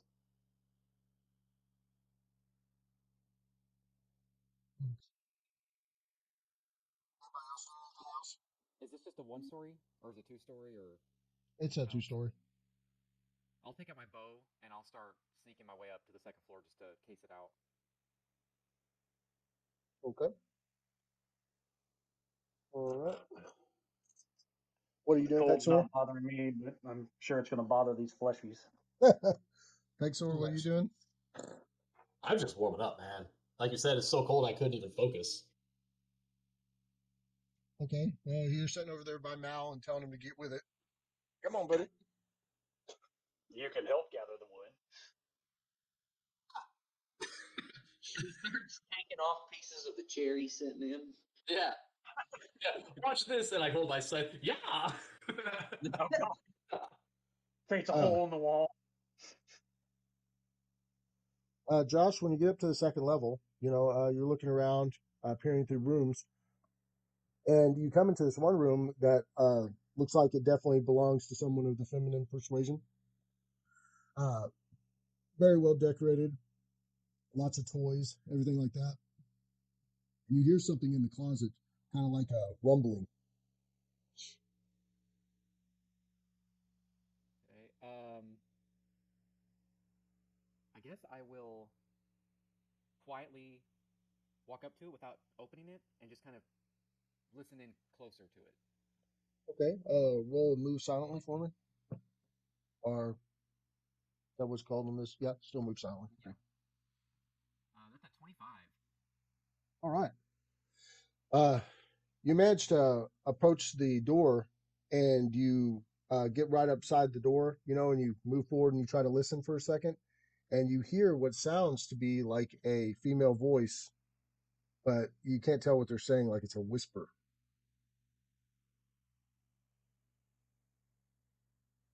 Does it sound I don't know young? how long it'll take to close the door, but or keep it closed. But once it's done, I kind of look, see Pexor malediction there by the fire. I'm gonna go around the house to secure or make sure everything's fine, safe. Anybody who lives here. What's insane, as you're going around the house, Frank, and you start looking Yeah. around, you walk by this one thing, and this piece of cloth falls off this painting, right? And you look up, and it looks like a painting of you, or someone that looks exactly like you. Is there an artist mark or name or just You a can see regal painting of myself? it looks like Gold painting. it does look like an awesome painting of yourself. The person's wearing armor, but it's not the style of armor that your people wear, right? And they're they're just posing in the picture, looking. They have a big fur on over the armor and everything. Uh, you start looking, and sure enough, you see a signature down at the bottom corner of the page, but it's in a form of giant that you can't read. Um, Josh, what'd you say you were doing? Does the voice sound young, like a child? Go ahead and roll your listen check for me. Would be 13. It's hard to discern whether it's or the age of the voice. Looking around though, you said there was toys and stuff, so it looks like this might be a child's room though. Just based on that, I'm going to just not aggressively or anything, just be like, "We mean you no harm. Hello." And I'm just gonna kind of put my hand up to it and start opening the closet door, and just be like, "It's okay, you can come out." And just kind of open it. Roll a reflex check. Ooh, that's a natural 20. Total of 27. Show off. All right. As you start saying something, but you're really, really prepared. You start saying something to the door, and they kick the door open. The second words start coming out of your mouth, and you see that it's a large, half giant woman, right? And a woman, a girl that looks just like her, but obviously smaller, a younger half giant. They come out of the closet swinging swords, right? And they barely miss you and everything like that with the surprise pop out attack. And they come out screaming. You can tell she's not hesitating on trying to kill whatever's outside of the door. Roll initiative. Everybody else, you can hear a female screaming up in the top or second Okay. floor of the house. I'm bull rushing up the stairs. Okay. What do you go on, Josh? I got an 8. Yeah, that natural 20 was like, hey, we'll give you that, but that wasn't You did a cool. good. You did a cool backflip, but your back was to him. It's like, oh shit, right there. You backflipped into a corner. Right, yeah. You're like, oh shit. These people are I'm big. in danger. What's your AC? I think 18. All right. Because we got you better armor. Ah, shit. That's never good. Right. She hit That's you. what 23 damage. Okay. So they continue to attack while you're starting to try to speak to them, right? Mhm. And the mother's got this raged look in her eyes, and you manage to dodge both of her blows as they come in, right? But like the second one you dodge, you stepped over, and it's almost like you forgot about the little girl, and she stabs you. She stabs you right in the leg, right? Oh my god. Okay. And it feels like Right in it. the nut. It feels like it hit bone. God dang. Is this like She's a? rogue. This is like a Ace Uh, Ventura when nature calls. He's got the spears in his leg. right. she stabs you. She stabs you in the thigh. She stabs you in the thigh, and she does 13 points of damage. That's a girl. She rolled It's a a. bu- She it's a rolled a. bu- She rolled a 20 on stabbing his leg. So it was a butter knife too. She had to press it in there. It didn't cut. Right. Pointed from She her. essentially just punched you with something kind of sharp. okay, Josh, it's your go. He cries. I'd say the sword is still in your leg.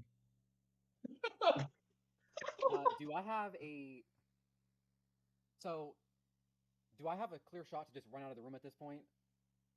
Like they're right in front of me, right? But I'm not. I'm not backed in a corner or anything. You can go. You can go for it. Yeah, I will. Yeah, I'm not gonna attack, but yeah, I'll move out of the room, and I'll just be like, we mean no harm, you know, Help! yeah, Help! like, yeah, we mean no harm. Don't, we're not gonna do anything. And then I'll just, if I can get out of the room, I won't. Like, I'll kind of just get in the doorway, just enough to back, create some distance, and just kind of put my hands up and just be like, we're not gonna hurt you or anything. We're just trying to get out of this door. I mean, if I got stabbed in the thigh like that, I'd probably think of hurting somebody. Be like, you're adding to my collection. Yeah, your skull's about the size for my bag. So Okay, so I'm you're running, or you go to run away from them, right? Frank's coming up the stairs, right? Um, the I will say that. So you go to pull your leg out of the sword as you run. Oh, is she still? Actually, yeah, she'd be still holding on to it. That's a good point. Yeah, I will. Because she's gonna, even if I stay there, she's probably just gonna pull it out anyway to stab me again. So, I'm Okay. just gonna run out. I'm gonna twist it and yank it out. The sword, as you go to just yank it out by running away, the sword does an additional 2 damage, but it does come out. Okay, yeah. And like I said, I'll just get in the doorway and just kind of put my hands up and just be like, we're not here to hurt you. We're just getting out of the storm. Just very non-aggressive. Okay, so you back up. So you don't run away. You go ahead and back up, and you put your hands up and start talking to him. Like, I'll just back up to the doorway. I don't want to completely leave the room necessarily, but I just want to make some distance and just kind of show that, like, hey, I'm not firing. I'm not attacking back or anything. We're not here to hurt you or anything like that. Okay, Frank, you come running up to the doorway. What do you do? I grab him by his scruff and pull him out of the way. Basically, take the place and then look to see, what's happening. As you grab him and it moves him out of the way, you notice both the women see you, and they both drop their swords.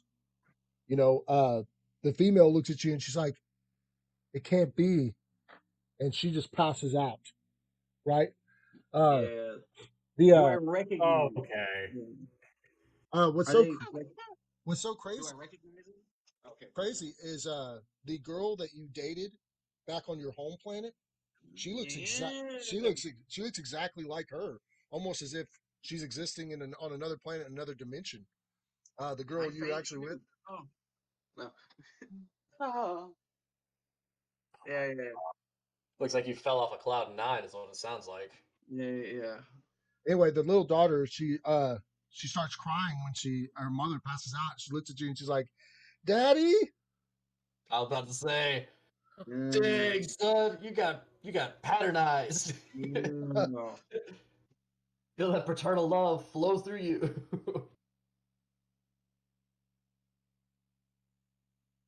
So hearing that, if one's passed out and the daughter's like, "Daddy," I'm I gonna know. immediately start like bandaging my leg. No. You take He's care of got this. it covered. Don't you worry. Yeah. So I'm kind of still in the doorway. Kind of got a serious-esque look on my face, trying to hide confusion. I'm like, bro, you're a dad. That's all you hear from behind you.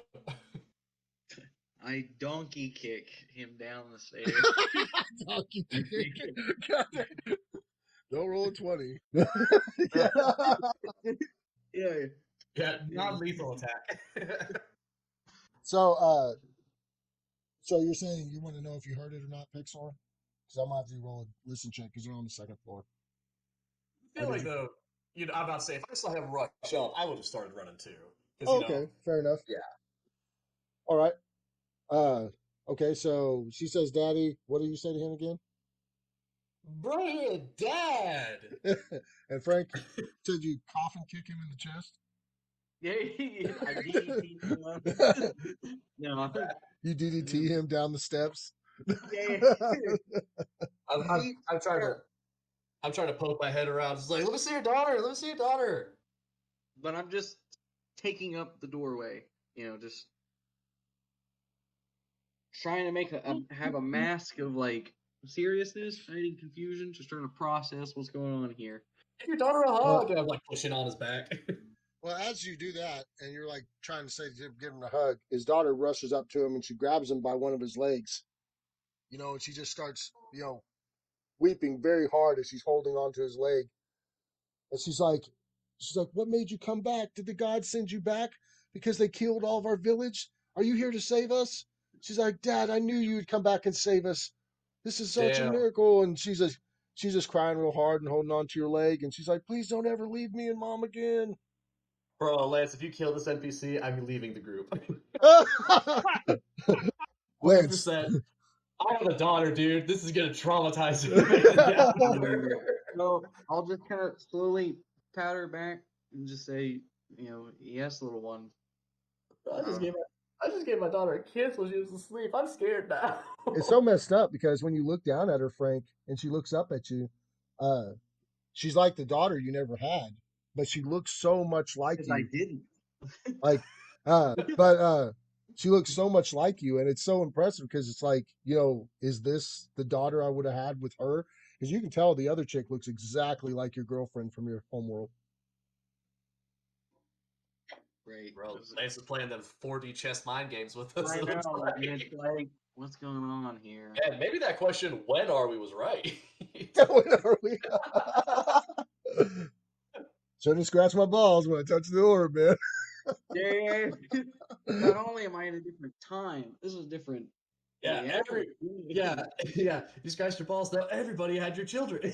Oh God. I how that works, but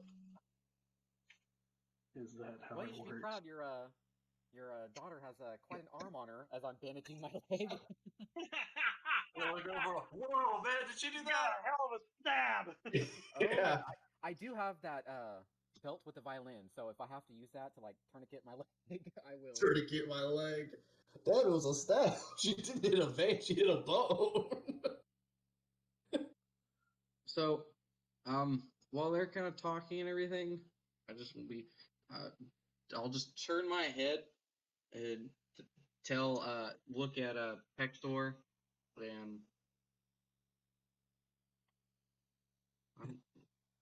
what's your name, human? I totally went blank. But I'll look at Pexor and Othello, and I'll just be like, "Go wait downstairs, please." And I'll hobble over to Pexor and be like, "Hey, you're gonna have to help me down the stairs." As I'm putting on more of a show than they probably Pexor's smelling his blood, and To be honest, it sounds like you need me, and I don't plan on going. I plan on talking this little girl's ear off and asking her questions. Pexor, you will go downstairs. Finding a pot, and I'm going to start like putting water and make a stew and like. I'll be like, Fine. please, I need help, and I'm like, So that you know what? show, then I should be. I'm like, I need help, Pexor, please, wingman, How help, much- help. How much strength do I have? So- -1. Never mind. So yeah. I was gonna How like much pick you strength up do like you a have? bride and then carry you down the stairs. But nah, -1 strength. I think you'll be helping me down the stairs. Yeah, sure. I'll help you. Come on. Lance, do you happen to have written down the name of my long lost love? I could go back. Let's say her name is Rayanne. Guys, I think we gave Lance way too much time between our games to come up with stuff. He's changing it all. Okay. This shit's When not they're going working. We gotta try downstairs, something different. I'll basically walk further into the room with her and kind of like slowly close the door. But Yeah. I'll make my way to Rayanne and try to gently wake her. Okay. with a As you strength-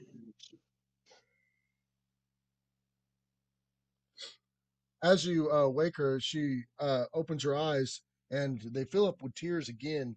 You know, and she almost can't breathe because she's gasping so hard as she's touching your face.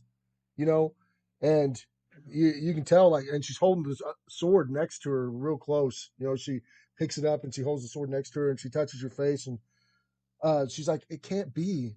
She's like, "I watched you die, Lugger. I watched you die. How would you come back to save us now?" So did she say Lugger? Yeah.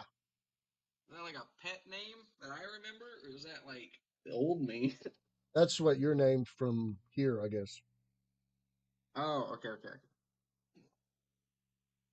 Tell me what you remember,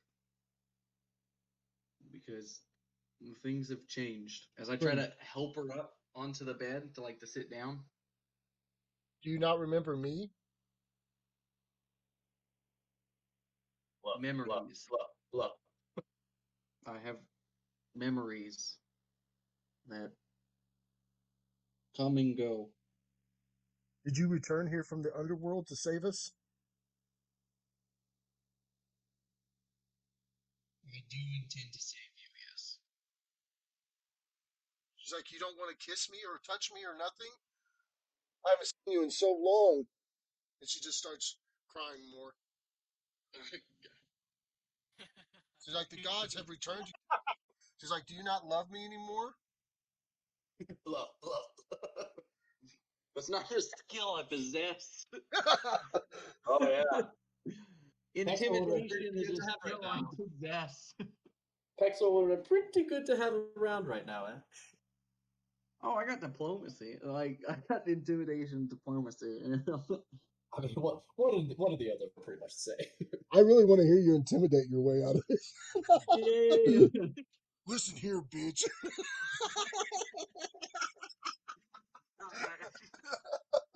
I got my friend down there cooking a stew, and it should be you. Oh my gosh. I will not lie to you or try to veil this. I am not your lugger. She goes, "Well, you must be." And she's tracing the areas of your face and stuff. She goes, Right. You are my lugger. Look at you. You must be confused. My name is Pierce, Piercing Stone of House Steelback, and I believe I come from the world your me went to, which So you're not my lugger?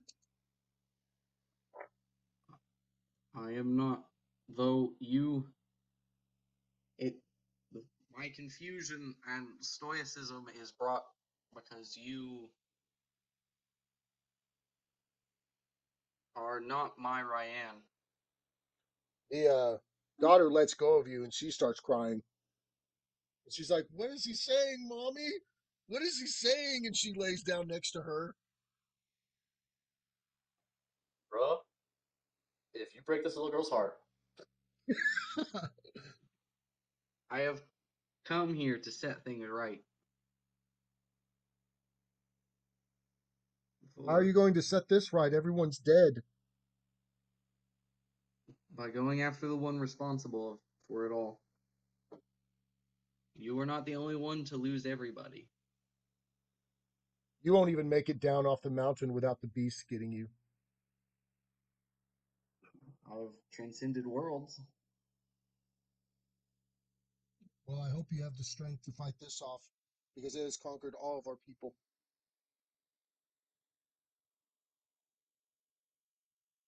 What can you tell me about what's happened here? Please. First, you must swear to me that you are a friend and you will save me and my daughter. I take out a dagger.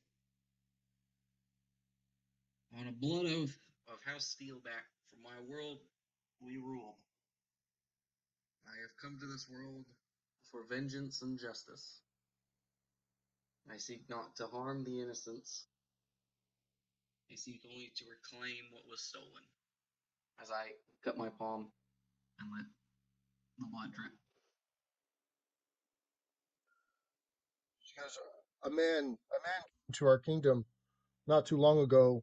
He had a young half giant woman with him, and everything seemed fine at first. He just seemed very well to do, and he had all these brilliant ideas on helping the kingdom. And then all of a sudden, out of nowhere, a huge storm came along, and this monster came, and everyone was swearing that the man was controlling the monster, and it started ripping everyone apart. And now he stays up in the castle keep with the woman that he came with. I don't know why he felt the need to kill us all or massacre all my family and loved ones. She goes, I thought you were my only ray of hope since I lost everyone. I thought you came back to me because the gods wouldn't let me suffer another moment of suffering. Please, if you can find it in yourself to stop him, please do so, but be warned that he has a power that I have not seen, and the creatures he summons are unstoppable. So far, I have killed several. This woman he brought with him, can you tell me more about her? She describes her, and she is definitely your sister. Okay, I thought so. But after, I don't know if your lugger had a sister, but that one is mine. he goes, Stolen. he and the king, he actually had an argument, and the foreigner killed the king, and the nobles actually rose up against him, and that's when he started summoning the beast. No one survived except those that ran.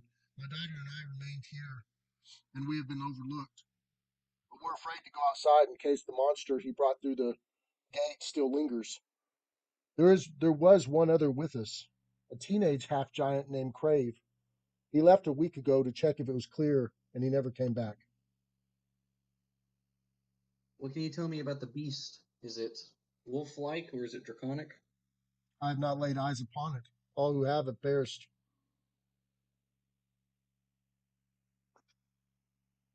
I understand. I hate to ask of this in such times, but the people gathered with me are here to help stop this madness because this foreigner has brought upon much other disaster than what has just befallen here, and is affecting the world past. He just looked so familiar. You know, it's almost as if I've seen him before, but in a dream or something. I don't know where he came from, but I do know that he's evil. And for someone to be so powerful and not even carry any armor, I don't understand where his power comes from. Like, there is a secret path up to the castle that I could possibly direct y'all to get inside. It's like, but I still think it would be dangerous to even travel to there. And once inside, I don't even know what awaits you. What type of path is this? Is it scaling the side of a mountain or going underground? There's a direct connection to one of the churches that has an underground tunnel that leads to the main kingdom.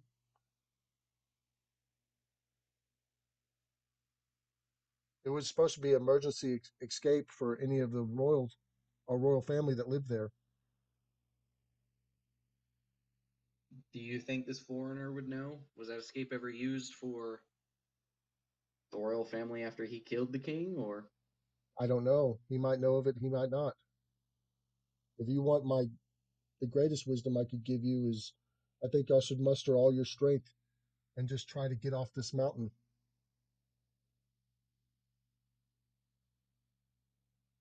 Unfortunately, that is something we cannot do.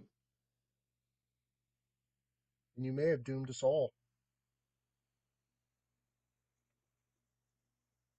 Maybe. Obviously, the daughter's looking at him and are looking at you and looking at her, you know, and she just, her bottom lip keeps quivering as she looks at you. And she, every once in a while, she goes to interrupt her mom and she's like, "How is he not my daddy?" You know, and she's like, she tries to calm her down. And she's like, he's not. Okay. He's here with his friends to stop the evil man that did all this. Uh, she looks at you and she's like, she puts her hand on your hand and she says, "I believe you're still my daddy. You just don't remember."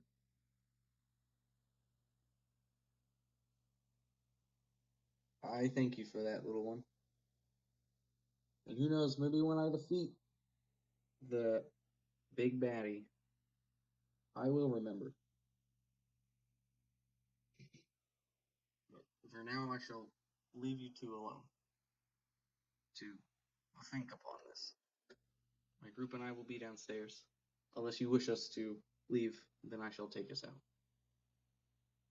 She goes, "All I ask is if you have started a fire, you should really put it out as quick as possible.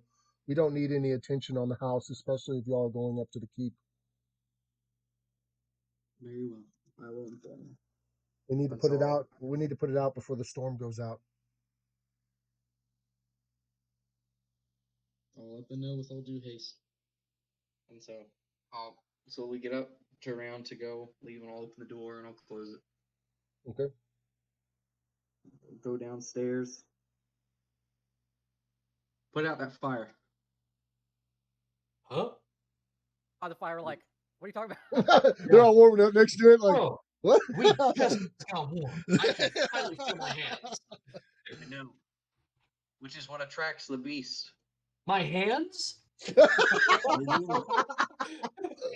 Jazz hands. I mean, they're nice. I'll give it to you, but Who was almost ready?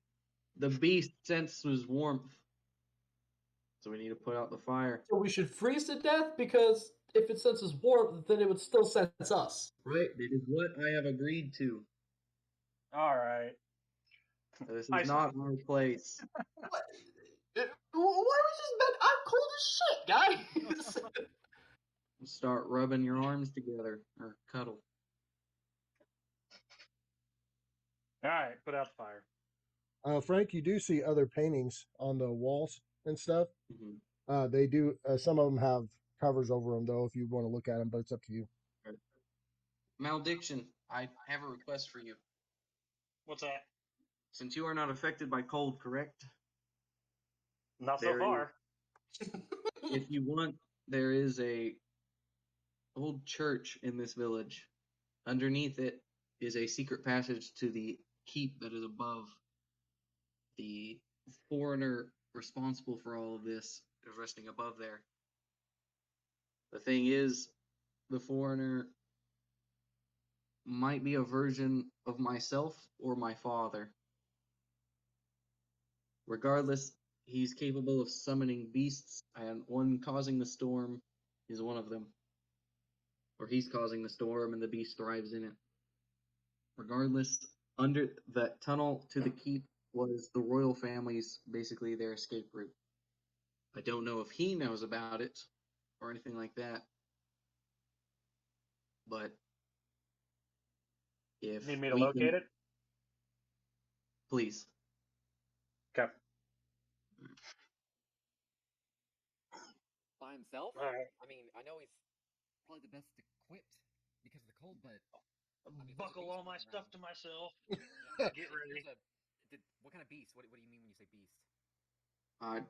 I do not know. They have not seen it. Keep a lookout for a young male half giant, if you could, Malediction. Apparently, there was a young boy Whenever that went about a Josh, week He's ago. lost in the town? I believe he might be dead, but apparently he went out a week ago to see if the beast was still hunting.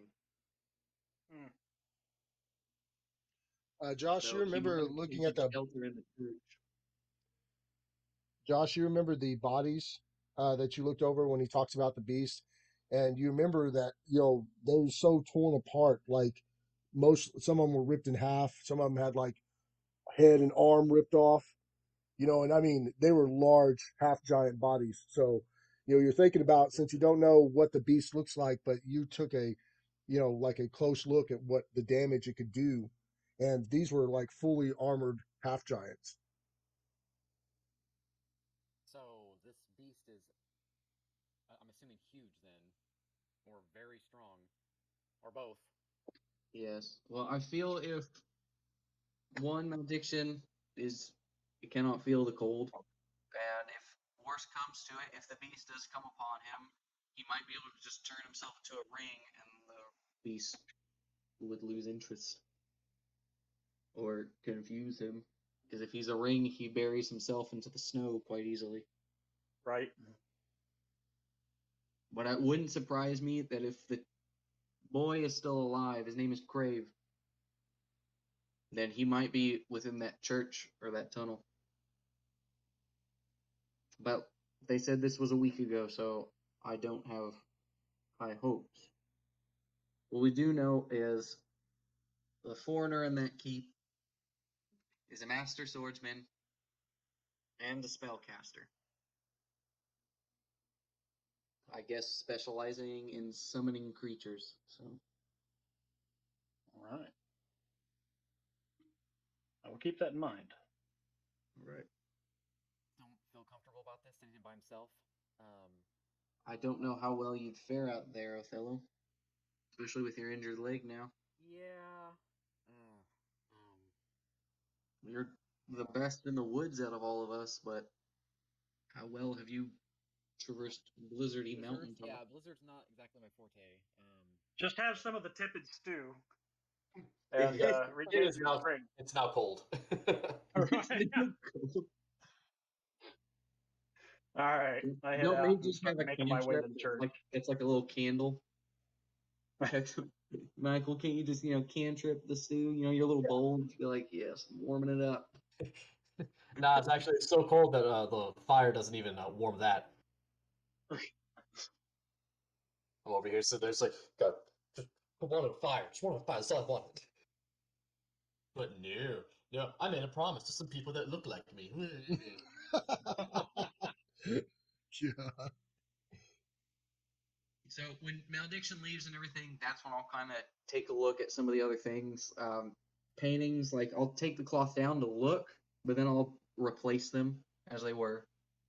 You see, when you take one of the cloths down, you see a painting of what it seems to be is your mother and your father standing next to you, and you're younger. And it's so uncanny how much they look exactly like them, but they're just different symbols, different armor, you know. different Right. place. You come across another smaller painting that is a painting of Lugger's daughter. It's a real pretty one of when she was a baby. Uh, you see some items and weapons strewn about and stuff like that. You see different pieces of armor. There's also some goods strewn about the house, like food and other provisions. You'll also see a lot of furs and things like that. So probably wrap up a little bit in that while you're looking about. Get a big fur and just throw it on Pexor. Man, this is my life now. I just sort of just Huddle. yeah. Huddle. I huddle. He becomes a necromantic burrito.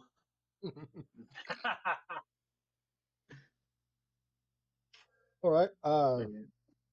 Now, Dixon, you go ahead and you leave out into the cold. As you go out the front door, uh, you notice how relentless the wind's blowing. Uh, even before you turned into the person that you turned into, your character has never witnessed this heavy of a snowstorm ever. Uh, you notice that you have to take very deep steps in the snow to continue on, and the snow comes up a little bit above your kneecap, right? But you're just making your way through it. You head towards the direction of what they said the church was, and as you're going through, sure enough, you're covering your eye and you're trying to look and see if you can find anything. You're going through, seeing building to building. You come across the occasional ripped apart, frozen body on the ground. Um, when you do believe you spot a church more like building in the distance because it has towers coming off of it and stuff. When you do see that in the distance, you hear a roar come up from up on the mountain a little bit, right? Uh, but it sounds really weird. Like it's obviously the yell of a beast, but it doesn't sound like a normal yell of a lion or something. There's almost something alien to it. The gargle in its throat when it roars and how it sounds. It doesn't sound like anything you've ever heard before, right? After the roar, you hear a few slaps on the like it's hitting something, boom, boom, boom, and you keep your eyes dedicated on the area for just a second, looking up at it, and way up on the hill, it's almost like for a second you see a tentacle in the distance, right? Like you see something black, long, and moving, and you assume it belongs to the beast, but you're not for sure if that's exactly what it is. And you go ahead and make your way into the church. All right. All right. I'm gonna start. Go ahead. I'm gonna start investigating around to see if I can't figure out where they've got this hidden entrance to the tunnel. And at the same time, I'll keep my eyes open for any signs of maybe if the boy is hiding out here. As you walk into the church, you notice that across the wall or across the hall on the other end of the church was a big window where the sun would come in as they had their services. And you've seen that it's been busted out, like something jumped in the gigantic mega window. Uh, from what it looks like, something just killed everybody in here. You see people thrown against the wall so hard that they splatted, right? Like they literally popped as they hit the wall. Uh, there's tons of broken pews everywhere. You can tell a lot of the holy symbols and stuff that are on the side of the walls, they were ripped. The whole place just looks torn apart. You search around and you're looking for all kinds of different stuff. You do find within that, uh, you do find a healing potion laying on the ground next to one of the dead people, right? It's not, it got a little bit of snow on it from the snow making it into the window, but it's not covered or anything. And, Okay. but it's a potion of high healing. It's a 3d8 type potion. No. Um, Jeez. I'll say that it was laying next to someone that had been perished in the fight as well. As you're looking around and everything, you're seeing if you can find anything else. There's lots of weapons, there's lots of different armor on the ground. So if you want to start digging through stuff like that, you can. but you do eventually find a passageway heading down.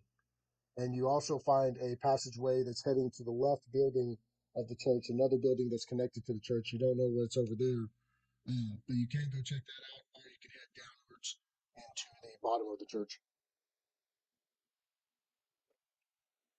Oh, let's go to the side connecting area. Just kind of investigate that. Okay. You get to the side area, and you come up and you see a dead creature laying on the ground that is not one of the half giants, right? Okay. It looks furry, but it has tentacles coming off a wheel. It looks like a furry ball, but it has these blue and greenish tentacles coming off of it. Its mouth is open, and it has a real big mouth for a ball, but all these tentacles come off of it. And looking at it, it's like a creature you've never seen before. It does have a couple of antennae on it. You don't see any eyes or anything like that. Um, but it just looks like this weird, ugly, hairy slash tentacle alien creature with a big mouth and has so many rows of teeth, you know. But it just looks like one little bitty one, and you think to yourself like, is there not only the big one? Is there small ones as well? All right. So we'll have to watch out for those. Anything else of use in this room? 15% chance. 86. Nothing of value to you that would help you with anything. Okay. Then I will start my guarded exploration of the tunnel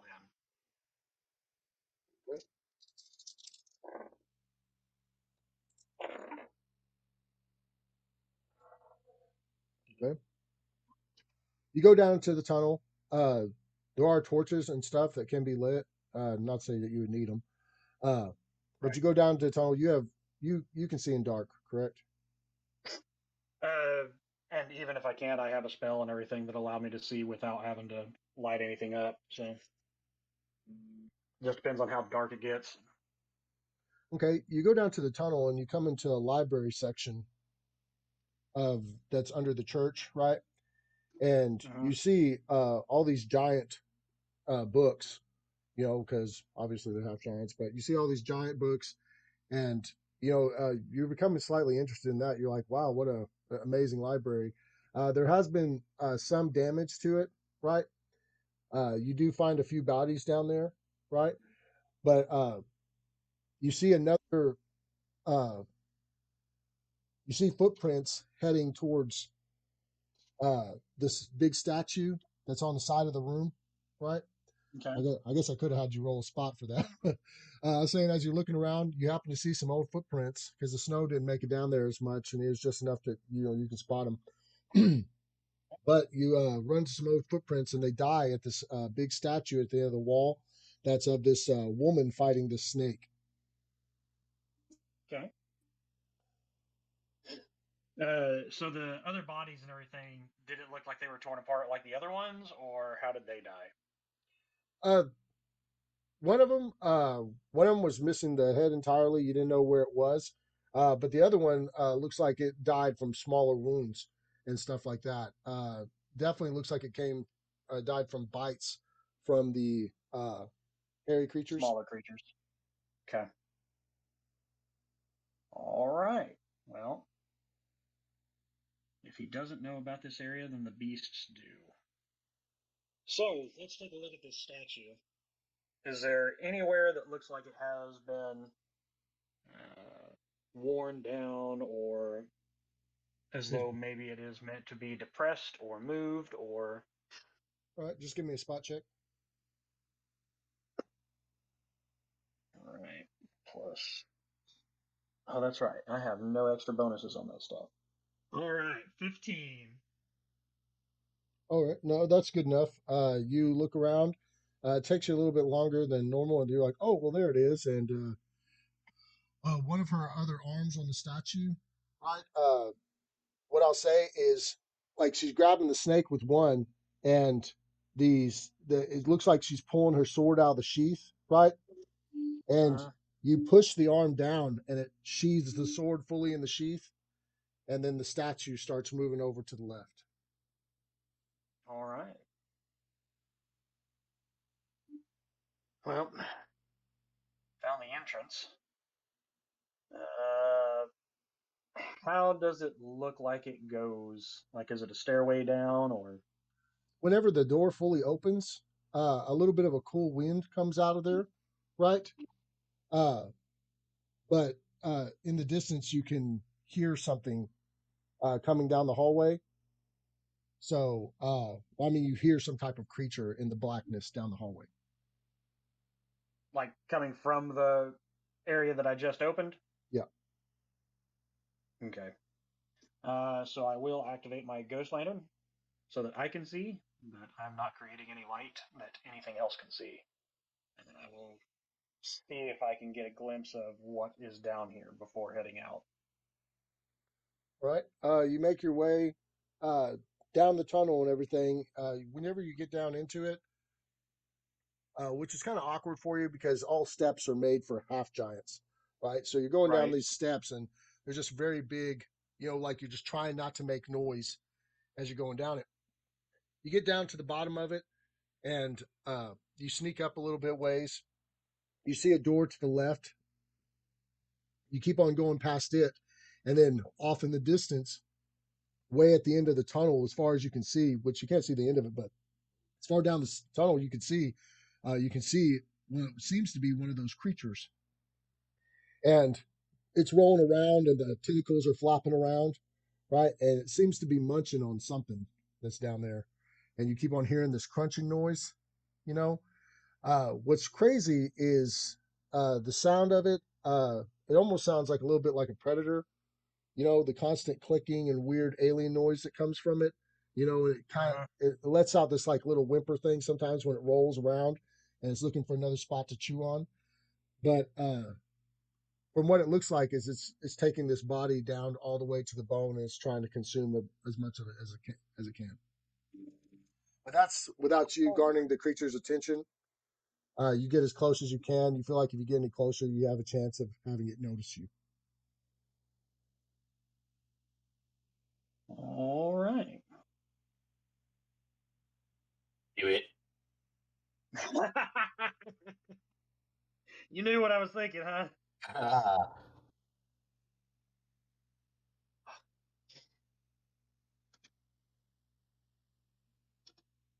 All right. So I'm going to guess that these things probably use like some sort of echolocation bull crap.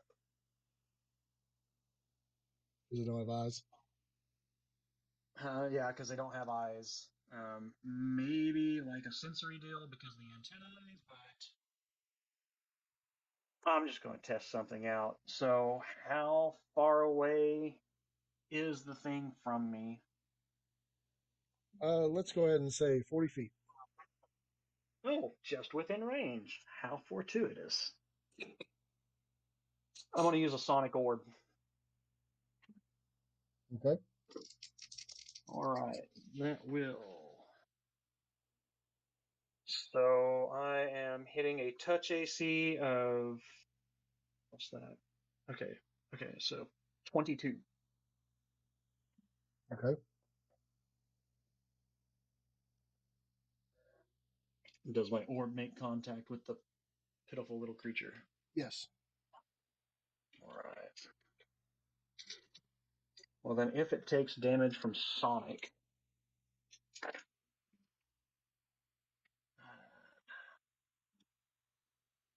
10, 20,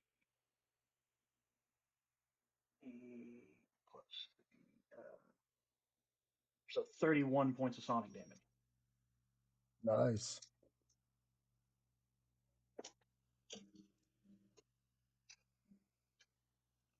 Okay.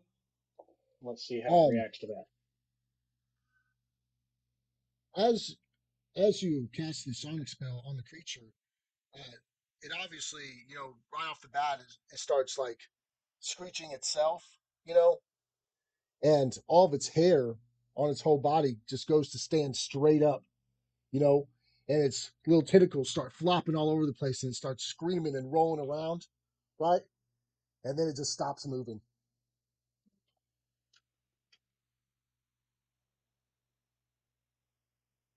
Like it died. There's only one way to find that out, buddy. use your poking of sticks. Right, yeah. All right. Find something that I can throw nearby and just like chunk at it. See if that causes it to react or anything. If there's any desecrating the dead, it's my job. Okay, you go ahead and look for a random object to throw to him. Yep. I'm going to say you don't see anything right in the direct vicinity of yourself to grab to throw to him because it's a pretty clean hallway.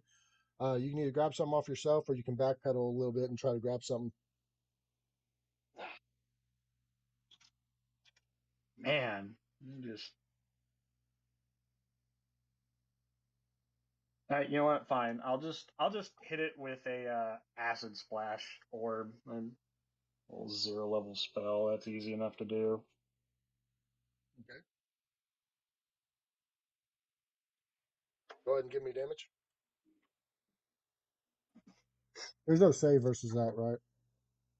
No. Because it's a little 0 level spell. And just...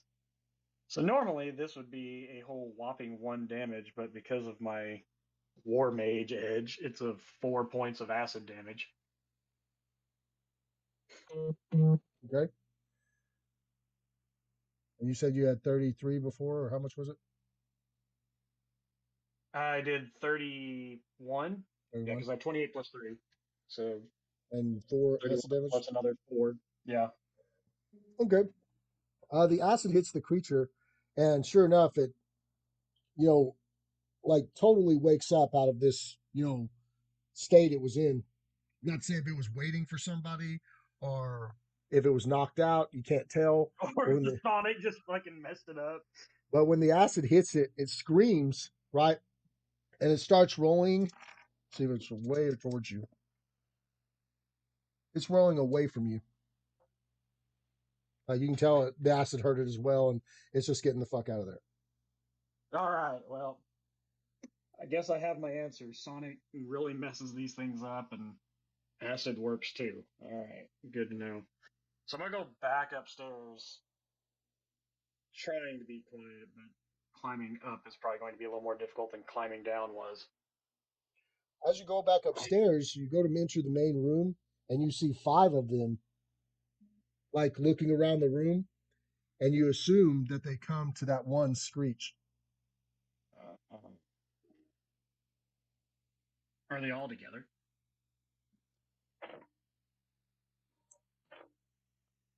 No. Damn. And those are the ones you can see. I mean, you can see 5 of them. You don't know if there's more. But you sit there and you wait because you see one and you hesitate and chill out for a little bit. And then you see another one and you don't even know how many's in the building. All right.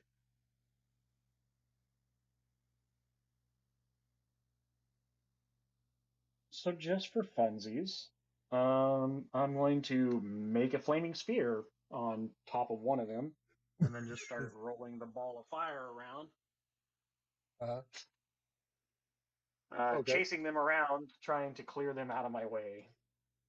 Okay.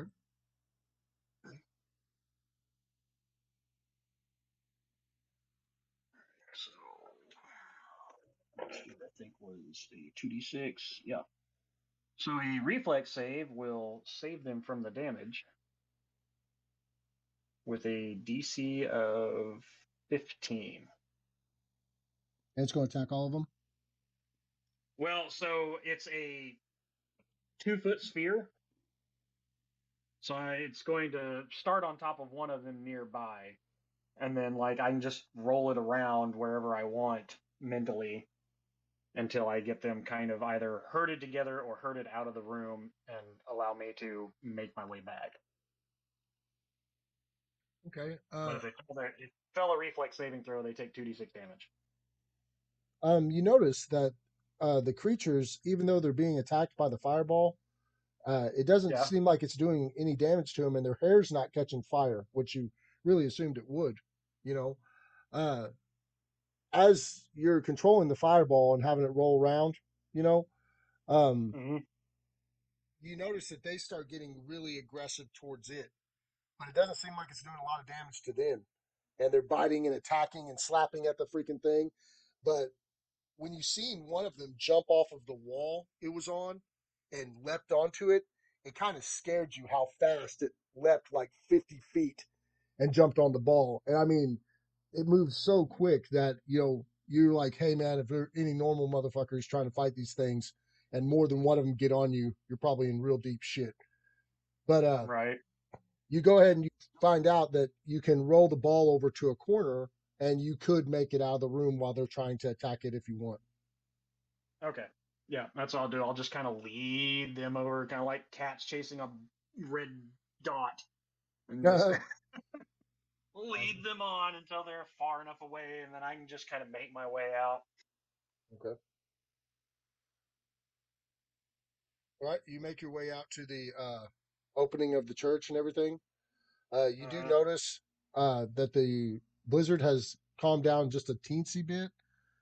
I mean, like you just have a little bit more visual of everything. Okay. You can see a little bit further than you did before. um, and you start heading back towards the house. Was there anything y'all want to do at the house while Jared was gone? Um, yeah, I'll So, look around. Is there any? You said there was like weaponry and stuff. Is there any arrows or anything that's laying around? 66% chance. 35. So yeah, there's arrows. Uh, Is there oil? they're probably huge though. Oh wow, no, there's a 10% chance that you found normal sized arrows, and I rolled a 9. So yeah, nice. you find a quiver of normal sized arrows. They're for the little girl. Right, yeah. Oh yeah, Before the there you go. younglings learn how to That's fight. smart. Yeah, they would be her arrows. It's a quiver and it has 42 arrows in it. Is there any oil? Yes, no rare magical oil, but regular oil. Yeah. Right. So, working with Othello, we're gonna try to make. How many arrows do you have now? I have over almost 60, I think, at this point. Gee, right. If we could try to make get some cloth scraps and whatnot, and make some fire arrows, or like make some arrows, soak that cloth and whatnot in some oil. Basically, set them aside in their own little quiver. That way, whenever you need to, you can kind of quickly light and have a rudimentary fire arrow. Yeah, I can take the other quiver too and just kind of separate them that way. Yeah. Other than that, I was basically just Pexel and I were just talking about spells and plans.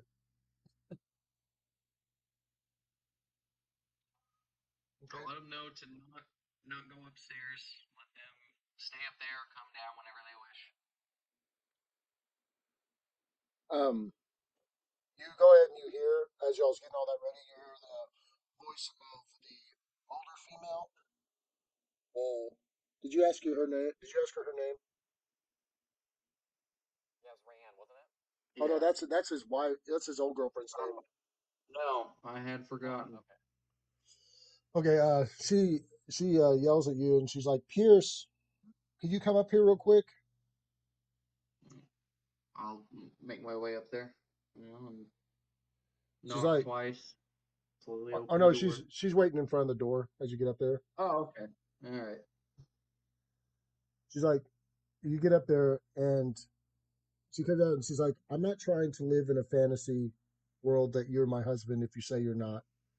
He goes, that's not what I'm here to do. It, it is a miracle that I've seen someone that looks so much like him, but I understand that you're not him. But can you do me a favor? She goes, I don't know if we're going to survive on this mountain. Can you at least pretend to be uh, Vina's father until we get through this, just in case something happens?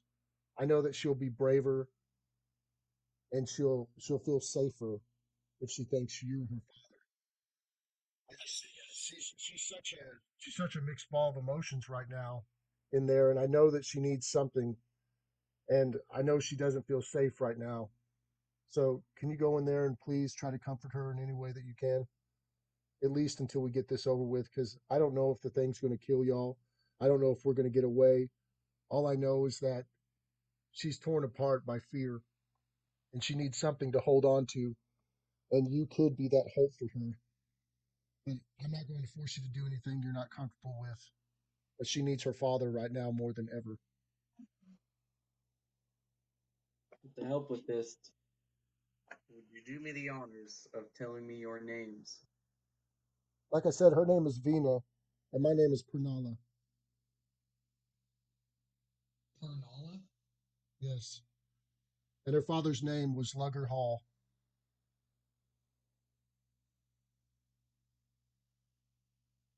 Pernala Hall and Vina Hall. So,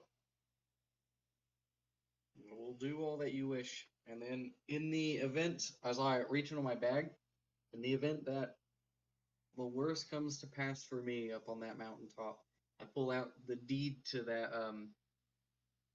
I can't really read it. I just know that it's a giant's deed. Yeah. A deed to a giant.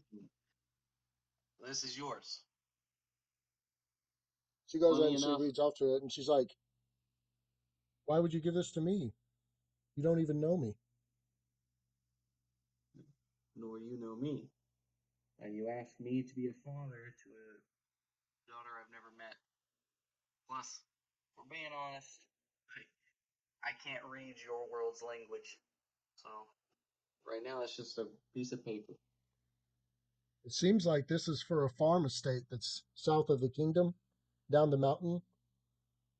Someplace warmer for you two. She goes, are you sure about this? This is of great value, and I'm already asking so much from you. This is nothing for me to give. This is. You can see I as know what.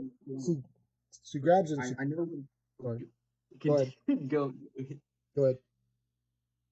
I know what it's like to lose everything. I watched as that man destroyed my family and my very home. And as my world was destroyed around me, I chased him through worlds and arrived here. I'm sorry I'm not truly your lugger, though for the sake of you both, I will adapt and become whatever is necessary. When you say you're not her lugger, she goes ahead and she takes the deed and she squeezes it to her chest and she touches your face again and she goes, whether you know it or not, you are my lugger. And she cries and she just heads downstairs. Damn. All right. Fine. I hug Pexor. No, I'm just Oh, I was like, it's a dream come true. kidding. I'll slowly attempt to embrace her, you know, in as gentlemanly fashion as I can, because I am a prince after all. Okay. And I don't bluff, I act accordingly, unlike some ne'er-do-wells. Ne'er-do-wells. But if she returns the embrace or anything like that, I'll try to usher into the room with Vina, and I'll try to get her to talk about some stories and everything. And I'll go with a story the lie story that basically I've lost some memories and I need her help to try to remember some of them. Okay. As you go to hug Pranala, at first she doesn't fight you at all. In fact, she's quick to embrace. She wraps her arms around you tightly, and she squeezes you so hard. And you haven't been hugged like this since your home planet, you know. And I know. she squeezes you so hard, and then she slowly kind of lets go of her hug, and she goes, "Thank you so much, and I'm so sorry. I'm not going to pretend like you're him, but if you can find it in your heart to help us and help her, then I'll be in your debt." She goes, "Please go in there and speak to her. You go ahead and you leave." She goes downstairs. You go inside. You tell your daughter, like, "Hey, I can't remember everything that happened, but I think I am your father. I think I am here to save you, you know?" And she's like, "I knew it so much. I knew it so much." And she pulls her favorite toy that Lugger got her. And she comes over to you and she's like, "You remember when you got me this, Dad? You remember?" And my favorite thing. And, she shows this horse and everything. And she's Right. like, I try to coax her into telling me the stories so that way I could try to play off of it. "Okay, roll diplomacy." Diplomacy? Yes! Even on lying. What are you? So it's a 16 naturally plus 5, 21. At the end of it, she does believe you're her father. And you All manage to right. convince her that, and you can tell that she feels a lot safer and everything. She stops crying. And she's like, I can't wait to go get my bow. but Well, you're gonna have to find a human for that. okay, I'm sure you can beat him. Yeah, you'll have to arm wrestle him. He loves that. Pernala came downstairs. Do any of y'all want to talk to her Oh God, before Jerry gets back? no! I didn't warn her.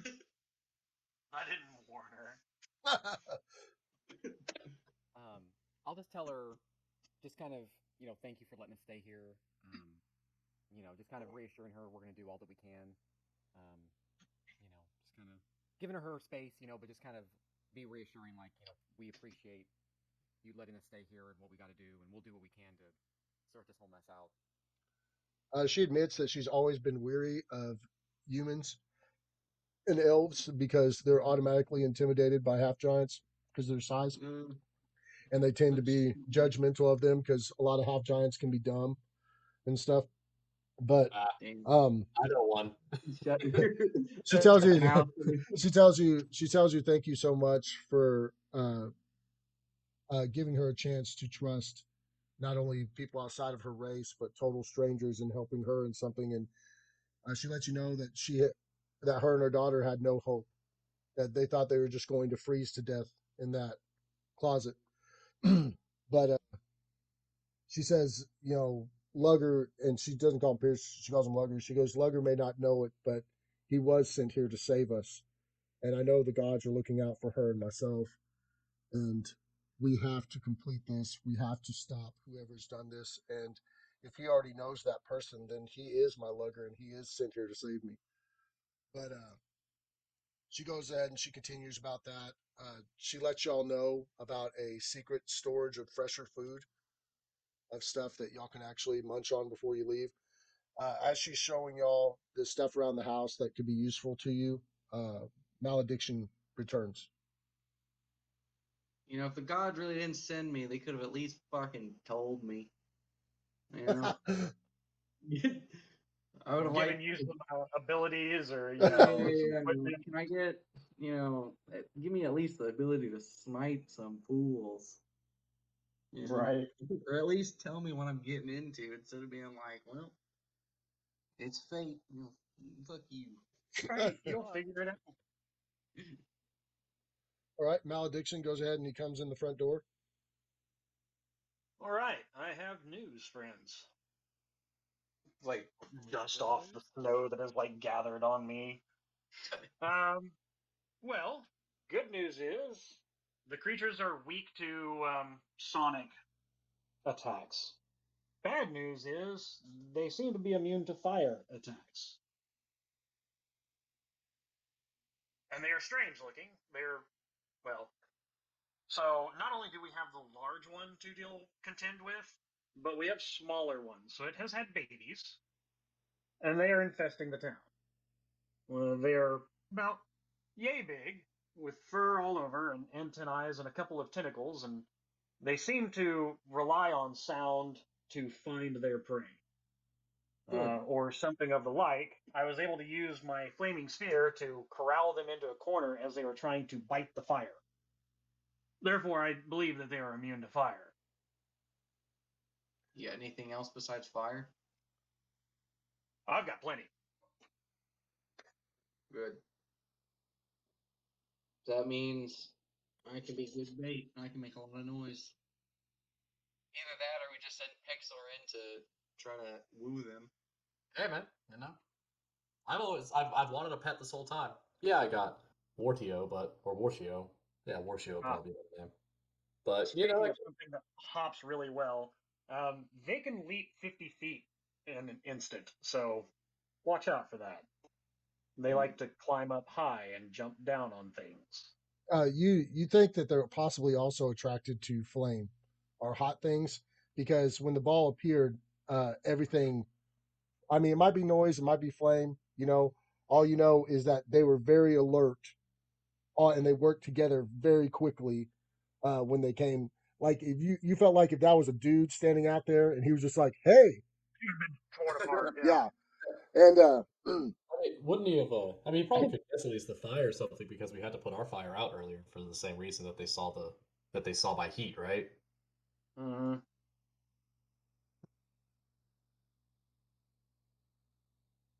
Were they mainly around that church? That's where I found them. There is a dead one up there. I wanted to investigate a little bit more, but when there was a group of them that gathered back at the top after I tested some theories on another one down below. That's the way. That's the way to say it. Test some theories. I have a hypothesis. Yeah. How I many? have empirical data. So there were 5 upstairs, 1 still downstairs. So half a dozen. I'm curious to see as to whether they regenerate or not.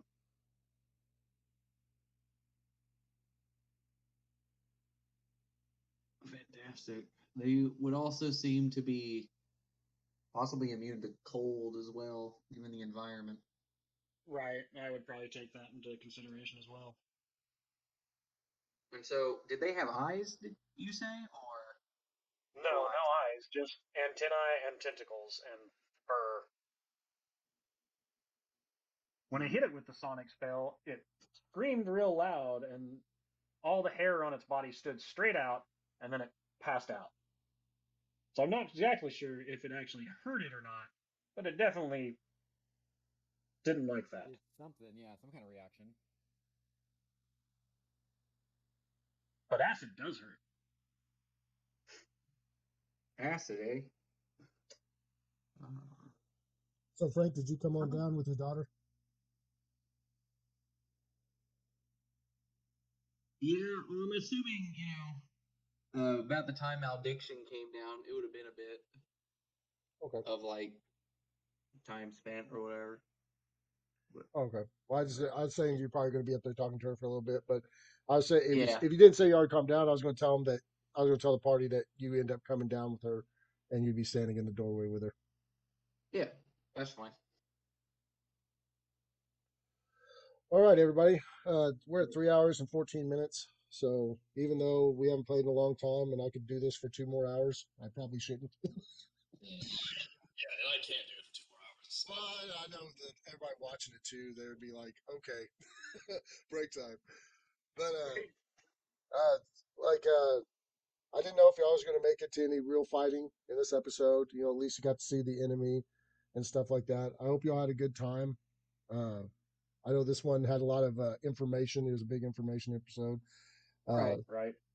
But at least you're well on your way and you're where you're supposed to be. But like I said, hopefully next week we'll be able to pick it back up again. There shouldn't be much more episodes left of this campaign. Definitely so far so good though, and I hope y'all had as good a time as I did.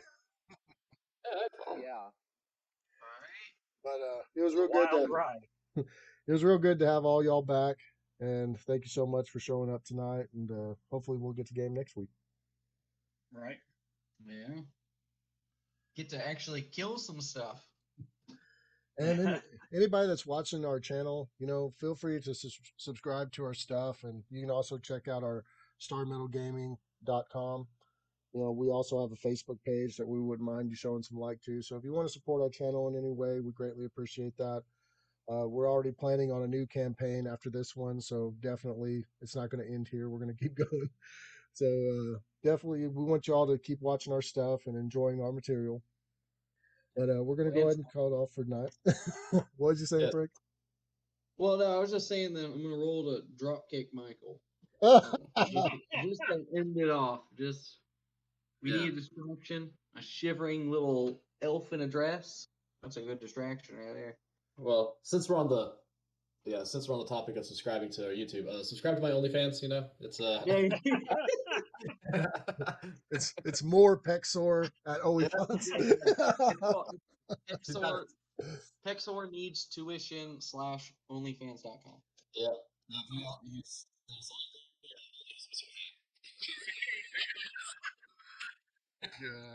We'll be selling a tasteful nudes calendar here soon.